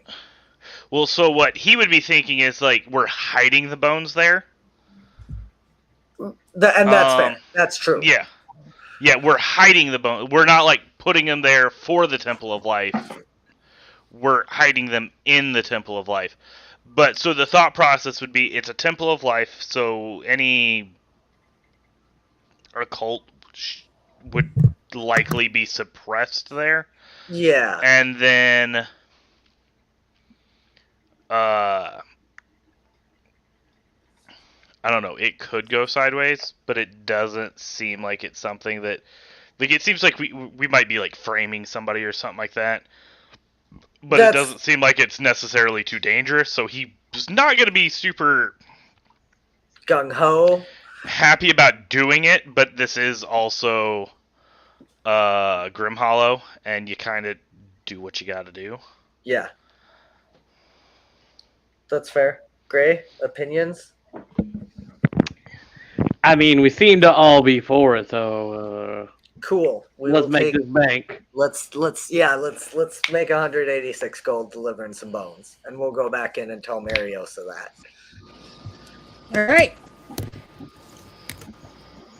So you come back in, you tell her you're going to take the job for the mysterious benefactor. She snaps her fingers, and out of a pocket dimension falls these 3 bags of bones. They're not huge bags. They're 3 kind of small, medium small size burlap stacks. They're very, very light. The bones inside don't feel heavy the way that human bones do at all. So they're very kind of small, very light. And you could feel that there's like 1 skull in each bag. And then there's like the accompanied bones to each of the bodies in the bags. So, but they're very small. Any what? Oh, no. You can go ahead with your description. Bro was going to ask if there was a particular place to hide them. They're very small bags, pretty easy to conceal. You could toss them in your pack and nobody would know the difference. They don't smell like death and decay. They smell more like the moss just above the layer of detritus on the forest floor. So they smell like the bags have this sort of like earthy, mossy scent to them. Okay. The Temple of Life isn't far from the city, from the little town you're in. It's just right on the outskirts of town, past the dock, kind of close to the river where there's like a path that leads to the river, but like in the trees. It's probably about 15-20 minute walk from where you are. You could get there and back in the evening. There's no special place. It says that the bones have to be hidden. It just simply says that you will be paid a divine sum to hide these 3 sacks of bones in the nearby temple. So wherever you can get into the temple and hide them is fine. Okay.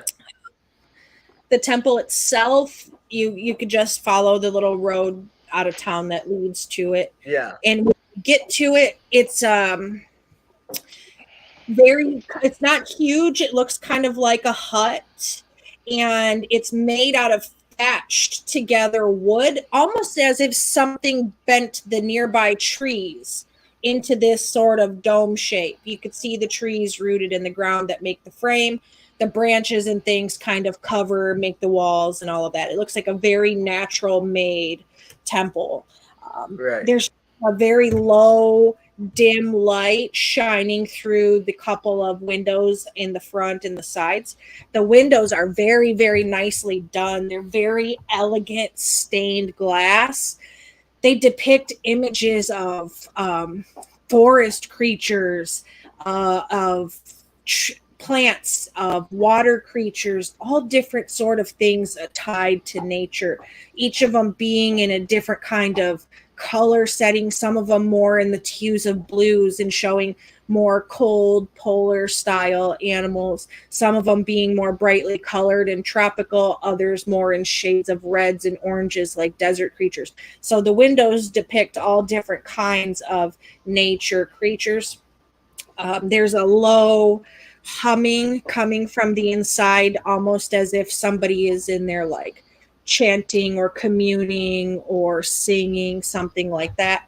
It's just barely lit up from the outside. There is a door in the front, and then there's a door in the back that goes down to like a cellar. Probably, do we want to try the back door? Seems like they're occupied in the front. Might be able to get in and out quick. Yeah, if we're looking to hide it, it's probably the best idea to go through not the main entrance. To probably sneak in. I agree. Yeah. Yeah. So we'll try and sneak around to the back, and then I'll check the door to see if there's any traps or if there's a lock I need to pick or anything. Before we do that, do we maybe want to run a distraction? Because I'd be more comfortable doing that than sneaking in. I was thinking maybe if someone wanted to go in the front door and, ask to pray or ask for a blessing or something, try and, yeah. And I might be shooting us in the foot with this. Are Velius and Greyhouse still drunk? Absolutely. She said it's 15, 20 minutes away, so... Yeah, both because I could go be a bull in a china shop. Both of them still well within the... We should set me on fire. Oh, I gotta grab. Because I could go stumbling in, freaking out about the fact that I have gills for some reason now. I mean, that's fair. Well, you maybe wouldn't have to go that far, but you could go in. You could send two in. I could set myself on fire. You could send your drunk friends in to go ask for a prayer or something. Yeah. I do think a distraction's a good idea. Hi, Velius. Let's go be a problem. I don't know whose problem I'm about to be, but I know it's not my own. Does that mean you're with me, Harnock? Yeah. Okay. All right. So, Vel and Gray, you open the door in the front, and when you open it, you see several rows of bench seating on either side. You see at the front there are several little caveats in the walls, alcoves in the walls that have like little statues of different kind of nature creatures and things. There's candles lit all around and burning. There's like a brazier. There's no dais or altar or anything like that. There's all of the alcoves in the sort of back area. And in the center of that is a brazier that has incense burning out of it. And they're very like earthy, spicy, almost kind of like a chai spice kind of blend coming from it. Very woody, earthy, spicy, cinnamon, cardamom, that kind of stuff. and you see there's several benches, and then in front of the last bench towards the front, there are like little cushions that look like people or kneel on the cushions. There's little cushions up there, and there's just two small elven women in light green robes. Their hair's tied back nicely with their ears sticking out to a point behind the little braided tie of their hair that goes around. And they wear in the front just this little like green jewel, not quite dark as emerald, but not quite as yellow as peridot, somewhere in the middle there. They have this little jewel, and they're just on their knees, each one on each side, on the cushion closest to the aisle, on their knees, singing or doing a little chant. And they don't pay you much mind when you come in. Like maybe it's a free thing that people do regularly, come in to pay their respects. So I want one quick bit of clarification. So I am drunk, but it's like what level of drunk? Just the Am very I frat party white girl redneck that just got off work? Very minimal, low level of drunkenness where you're feeling a little more charismatic and you're maybe slightly less dexterous than normal. But aside from that, you're not obnoxious. You only had one drink. All right, so I'm sober enough to know I could act obnoxious. Yes. Okay. Trolls are just starting to look a little bit better. Hey, yo, so I'm on the other side now. I'm looking at the trolls too. No, so it doesn't seem like anybody's taking too much notice yet. So I'm just gonna lean into the drunken slur and just I need a priest. There's holes in my neck.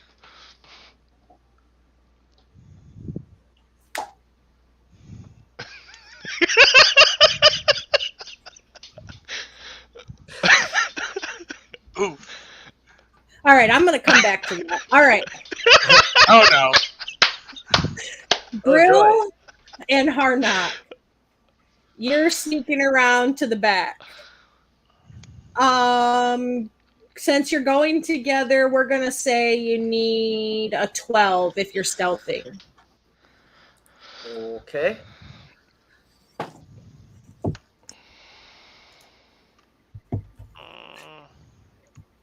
16 for me. Okay, Harnock, what about you? You need a 12, buddy. I'm gonna use chaos coin. Oh, joy. Let's do it. 13. All right. Yeah, so you sneak. So you sneaky roguey boy back around behind the little temple there. You see there's a cellar door. And it's a very roughly hewn cellar door. It's not anything fancy. You saw how the temple was made out of trees and natural. So it's like a wooden door that leads down to what looks like, when you pop it open, a root cellar. The root cellar isn't even connected to the temple above. The only way in and out is the hole that you found. So you go down and you find in this root cellar some casks of wine, some vegetables and things, some stored like dried meats and stuff. Just basically, a parish storehouse for anybody that needs the stuff, plus to keep the two temple attendants fed. So you could slip in and out very, very easily. Cool. Is there, I suppose, any loose wallboard or something where we could maybe stash it in the wall? Or if it's a root cellar, is there maybe a stack, a pile of sacks of potatoes or something like that? Yeah, there's several sacks of potatoes around. You could roll an investigation to see if you could find any loose boards. It looks like it was dug down and then loosely covered around with some wood to keep it kind of drier, But it's not over the top made. It's just a shoddy little cellar. Sure, we'll try and find a loose board before we settle for just disguising them as sacks of potatoes. Sure. Give me an investigation 14. Well, that's an investigation 16. All right. So there's some shelves and stuff, and you're kind of looking around, and you notice one of the boards behind one of the shelves is kind of knocked loose.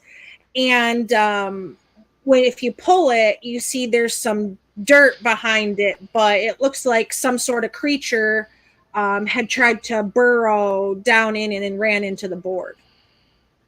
Sure, let's start storing those bones in the wall.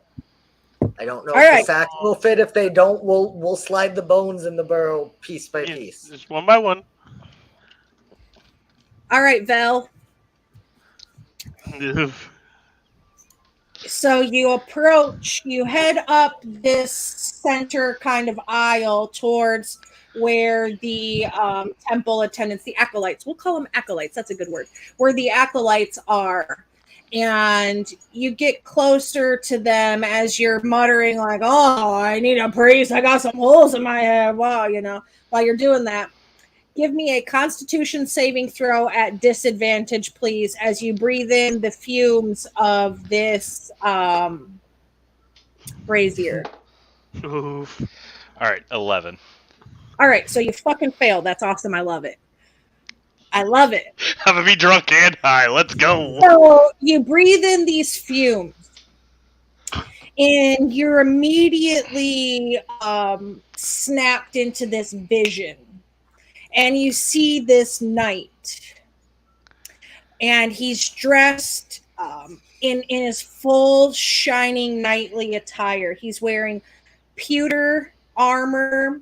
He's got plumage on his head, on his hat. It's like some red and white plumage. He wears like this sash of similar color, red and white. He's dressed very, very well. And in this vision, you see this knight wandering. He's wandering in this distant island. And you don't quite know if he's being guided or led astray by the whispering of the mist around him. Once you see, like, he finally reaches this hidden sanctuary on the island's highest peak, just above this huge rocky chasm. He's approaching the sanctuary, and the whispers become even more insistent. But the knight, he still didn't see anything around. Any of the disappeared children he was tasked for retrieving, he didn't see. The voices posed an enigma calling for action, and a strong wind rose. And he hears this words. You hear these words too as you see this knight stop at the sanctuary. He says, "What is the truest act of faith towards a power that has no voice, no wings, no teeth, no mouth, and yet screams, flies, bites, and whispers?"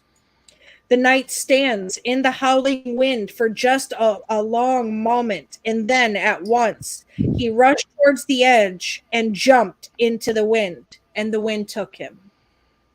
And then you kind of like snap back, and when you do, you find yourself sitting on one of the little cushions, crisscross applesauce, with a little cup of wine in one hand and a stack of these little pellets of bread in your other hand.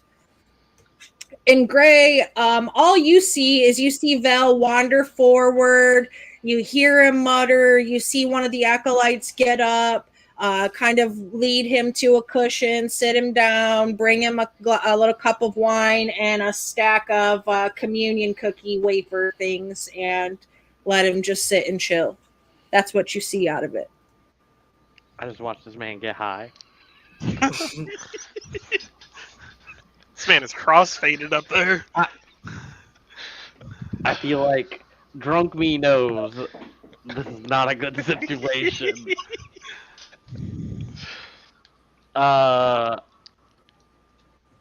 So I'm gonna walk up to Aguilera and be like, "Oh, what are you doing with my friend?" All right. Well, while you approach and walk up, I would like you to give me a Constitution saving throw at disadvantage also with your drunk ass. I ain't scared. I got the church. 19. Well, it still sucks to fail. 17. Yeah, that sucks for you. It really does suck for you when you fail. Oof. Damn. River right now. So, Getting the drunk people to do this is not the play. hi, Goofy. You want to play D&D too? Hi. Go away. All right, so you experience the same vision that Vel did of the knight who it looks like he's wandering. He comes upon a temple and he jumps off a cliff near the temple and vanishes to the wind. You see the same thing that Vel did. You hear the same things that he heard. What is the truest act of faith towards a power that has no voice, no wings, no teeth, no mouth, and yet screams, flies, bites, and whispers? And the knight stood in the howling wind for just a long moment, and then at once he rushed towards the edge and jumped into the wind, and the wind took him. And the same thing happens. When you snap out of that, you have some wine and some, communion wafers for a little freaking snack. Fuck yeah, communion wafers. Brill and Harnock, you're successfully able to hide the bones and all of that down there. You're able to put the board back in front of it, come out, close the cellar, and go on about your business. I don't know if you choose to come in and retrieve your friends or what. I mean, if they don't come out, I feel like we would wonder what had happened. Yeah, So I'm conscious again now, though. Yeah. Yeah, you're just feeling mellow and chilled out. Like you had the vision and now you're just kind of chilling. You're at like the perfect level of crossfaded where you're like not feeling like you want to be obnoxious, but you're also feeling really chilled out. See, I feel like that vision's going to stress him out a lot, though. Probably when you become undrunk and you're back to your normal cognizance, you probably will think about it quite a bit. And even maybe try to figure out what you're seeing, what it means, and who the knight is. Is how close is Grey Hal to me? They put Gray. Like you're in the opposite sets of cushions. So one acolyte put you on the left side, one acolyte put Gray on the right side. I'm gonna throw a piece of bread at him. Something really wrong with you. I rolled my shit. I'm gonna eat that piece of bread in the face. And then look at him. What the fuck? You got two drunk dudes in church.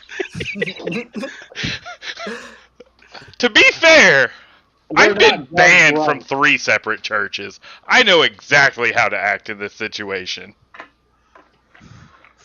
They're both just up there cross-faded.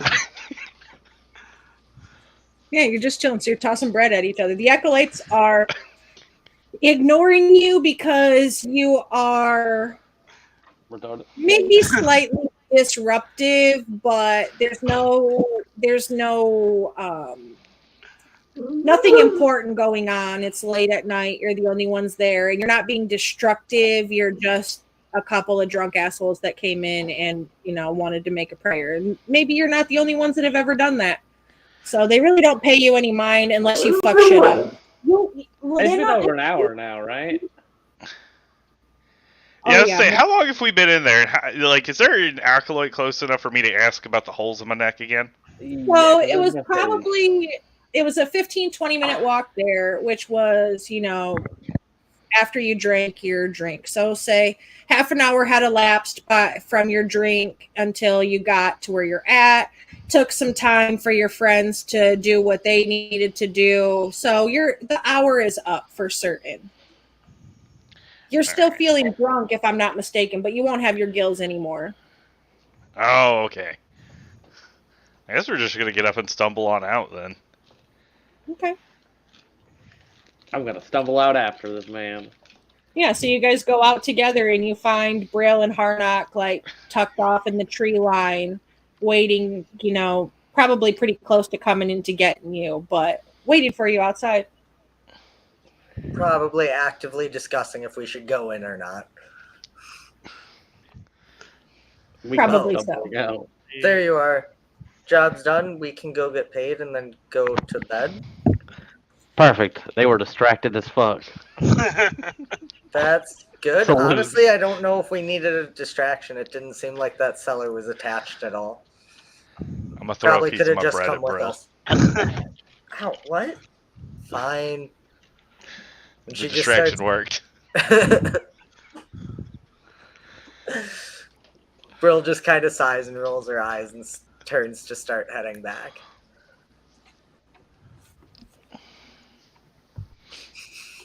Yeah, Harnock's just gonna take a look at both of them and just walk after her. I'm immediately following after Brill. I ain't got time to lose. We got paid. I like Yeah. how we're the ones who hid bones and we're judging them for being drunk. Yeah.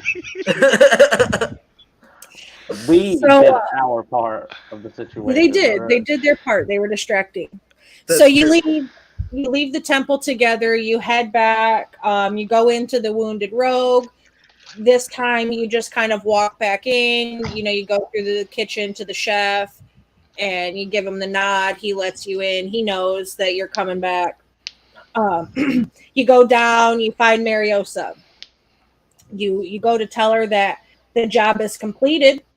She makes you put your hand on this crystal orb that she has in her office, which essentially tells if you're telling the truth or not when she figures out if the job is completed. So Brill, as you've been the leader, she has you put your hand on the orb. It glows green to indicate that you're telling the truth, that the job is completed. She signs off your contract. She has you sign your contract, and she gives you your payment of 186 gold pieces. Nice. We'll hand that to Gray for the group loot. How much am I adding? 186 gold. Holy shit, we're rich. Yeah. We rich Hiding some bones is worth it. So D&D, guys. it's pretty late in the evening. You did this at night. It's probably 2, 3-ish in the morning now. You're able to go back. None of that was strenuous. You didn't have to do anything overly exerting. The bones were not heavy, anything like that. So you're still able to maintain your resting phase, your rest. So you could, I don't know. I feel like I'm super rested because that was a pretty Yeah, dopey it's trip. Is Donna at the Sea Dragon when we get back? Did she wait up for us? she's not sitting there, but you could assume that she'll be back the next day. Yep. Yeah, so you're able to go back, get some rest, wake up in the morning. Some of you maybe have a headache, some of you don't. Come down, have breakfast. When you do come down for breakfast, you will find Donna Yelp, the acclaimed food critic gnome, sitting at her normal table with food spread out, different breakfast foods from all over the place spread out in front of her, going about her normal business, muttering to herself, tasting, writing notes, and such. Brew will approach and be like, "You were right. They only had soup." Violisa's gonna lean over Brill's shoulder and just be like, "You don't have very good taste if you don't think that was very good soup." Roll for initiative. She kind of like raises her eyebrow at you and says, "Oh, good soup. Tell me about it."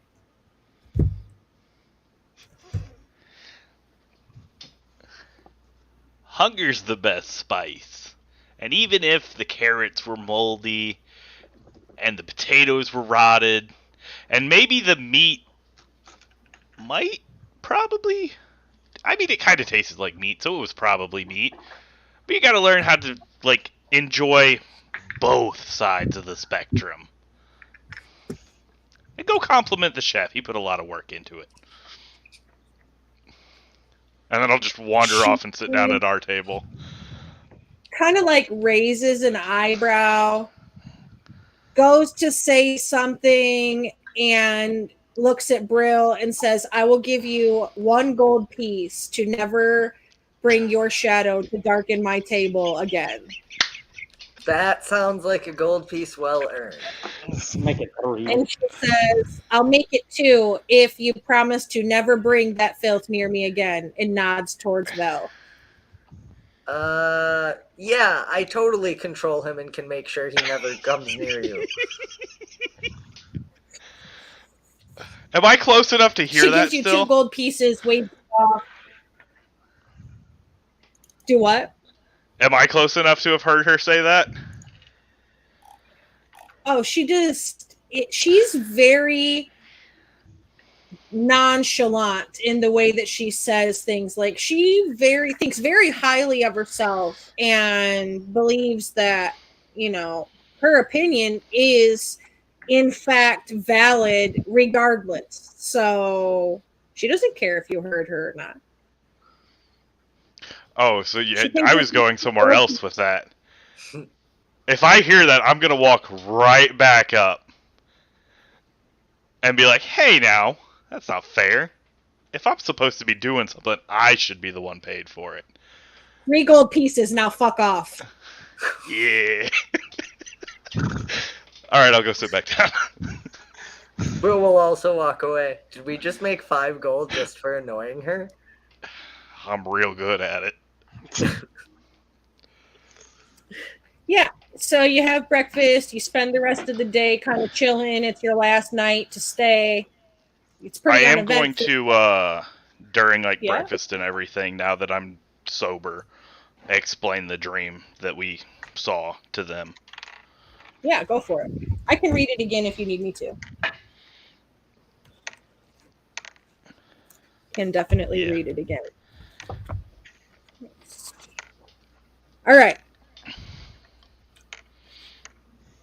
You see this vision of a knight, very well dressed, white and red plumages attached to him, and all and such. You see, after weeks of wandering in the distant island of Caer, either guided or led astray by whispers in the mist, the knight finally reaches a hidden sanctuary on the island's highest peak, just above a huge rocky chasm. As he approaches the sanctuary, the whispers become even more insistent, but the knight could not see any of the disappeared children he was tasked to retrieve.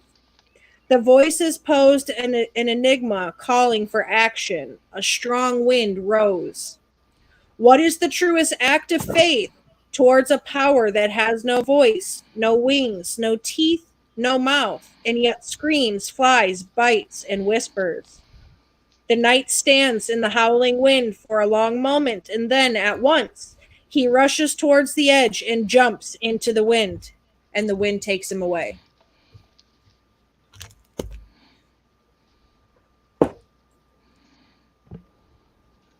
Does any of that sound familiar? Like King Amarak or any kind of historical knowledge? Yeah, the whole thing sounds familiar. I'm pretty sure I saw the same dream. I mean, I have no voice, but I must scream sounds like some, Cthulhu shit, which would be aberrations, which is why Vel is not very happy about having that dream. As it's being described to you, Brill, you kind of recognize the color scheme described as the King of Chernal's color scheme. So maybe this knight is a knight of the king. You don't know if it's a previous king, if it's the current king. You don't know, but you could discern from your past knowledge of Chernal that the colors match up to the royalty. Yeah. And she'll pass that on and be like, I don't really know what any of it means, but those colors are the colors of the king's family and the king's army. So that was some kind of Chernalton warrior. Yeah, heraldry is the word I was looking for and couldn't figure out. There we go. Yep. Makes sense. Yeah. It's his colors, his heraldry. Whether or not that's, our current king or all the way back to, was it Amarak? Yes. Somewhere in there. Sounds like this night. I don't know. I was hearing voices in the bog the other day. Honestly, this land kind of does stuff to you. Fair enough. Can you confirm? Leave it for a future problem. Water's very angry here. I told you not to touch the water. Water is very angry here. I can also say you should probably avoid the mist. Most people do. And make sure you tell the chefs you like his food. I guess. Maybe there's mist wraiths. Let's go. That was my first thought when I got the history. And the mist clings down and no one goes near the mist if it's on the ground. I was like, oh, there's mist wraiths out there. So you have your conversation. You discuss it. You decide, you talked about it, got a little. Brill said that the heraldry is remnant of the king. So you know that bit of information. You tuck it away, think about it however often you decide to think about it or not. You spend the rest of the day and the night at the inn, and that would be this night will be your full 72 hours for your full long rest. That being said, that completes the end of the third session, which is your second session at level 2, which deems you all a level up. So puts you at level 3 now. Yay! Subclass things. Wait, were we all level 3 classes? No, I was level 2. Oh, okay. Let's see. I have my sub.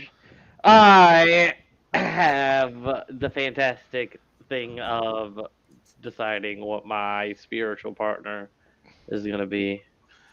It's going to be a craboid. Before we all go to bed, I would ask Velius if I could see the potion he got. Oh, my spicy potion? Yeah. Alright, but you can't drink it. That's for my food. So, by sniffing it and looking at it, am I able to ascertain, what went into it? You could do a medicine check. Oh, I'm all about doing medicine checks. If you figure out how to make it, all my food gets to be spicy. So that's a 13 plus 7, so a 20. So you're not able to discern the full makeup because it is a family secret, but you can definitely tell that the herbs and spices that went into it, if you were to use them in alchemy lab, they would be used towards fire making potions. And you could, if your friend was feeling so generous enough to give you a small amount of it, we could discuss the amount of downtime it would take for you to learn it entirely to be able to possibly replicate it in the future. So I'll let Velius know that if I can have a small amount of it, I might be able to make more of it. So how many swallows of this do I have? 3 times that it will let you exhale fire.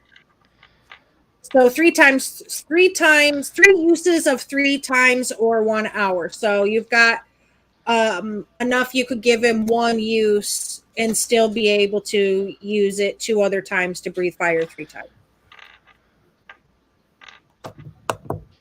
There's 3 doses in the bottle. Okay, that's what I was. Yeah. Okay, so as long as I still have doses left, yeah, he can have. If he's gonna be able to make me more, Velius is gonna be the food critic of this continent by the time this campaign's over. Oh no! So, not enough spice.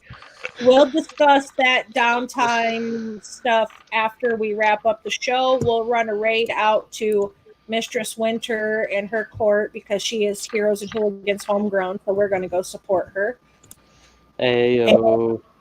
we Hell yeah. will do that and catch everybody back next week. Same time, same place. Probably same shenanigans, maybe. But on that note, bye, audience. Bye. We love you. Wave Bye and stuff. bye. Later. All right. Buttons pushing.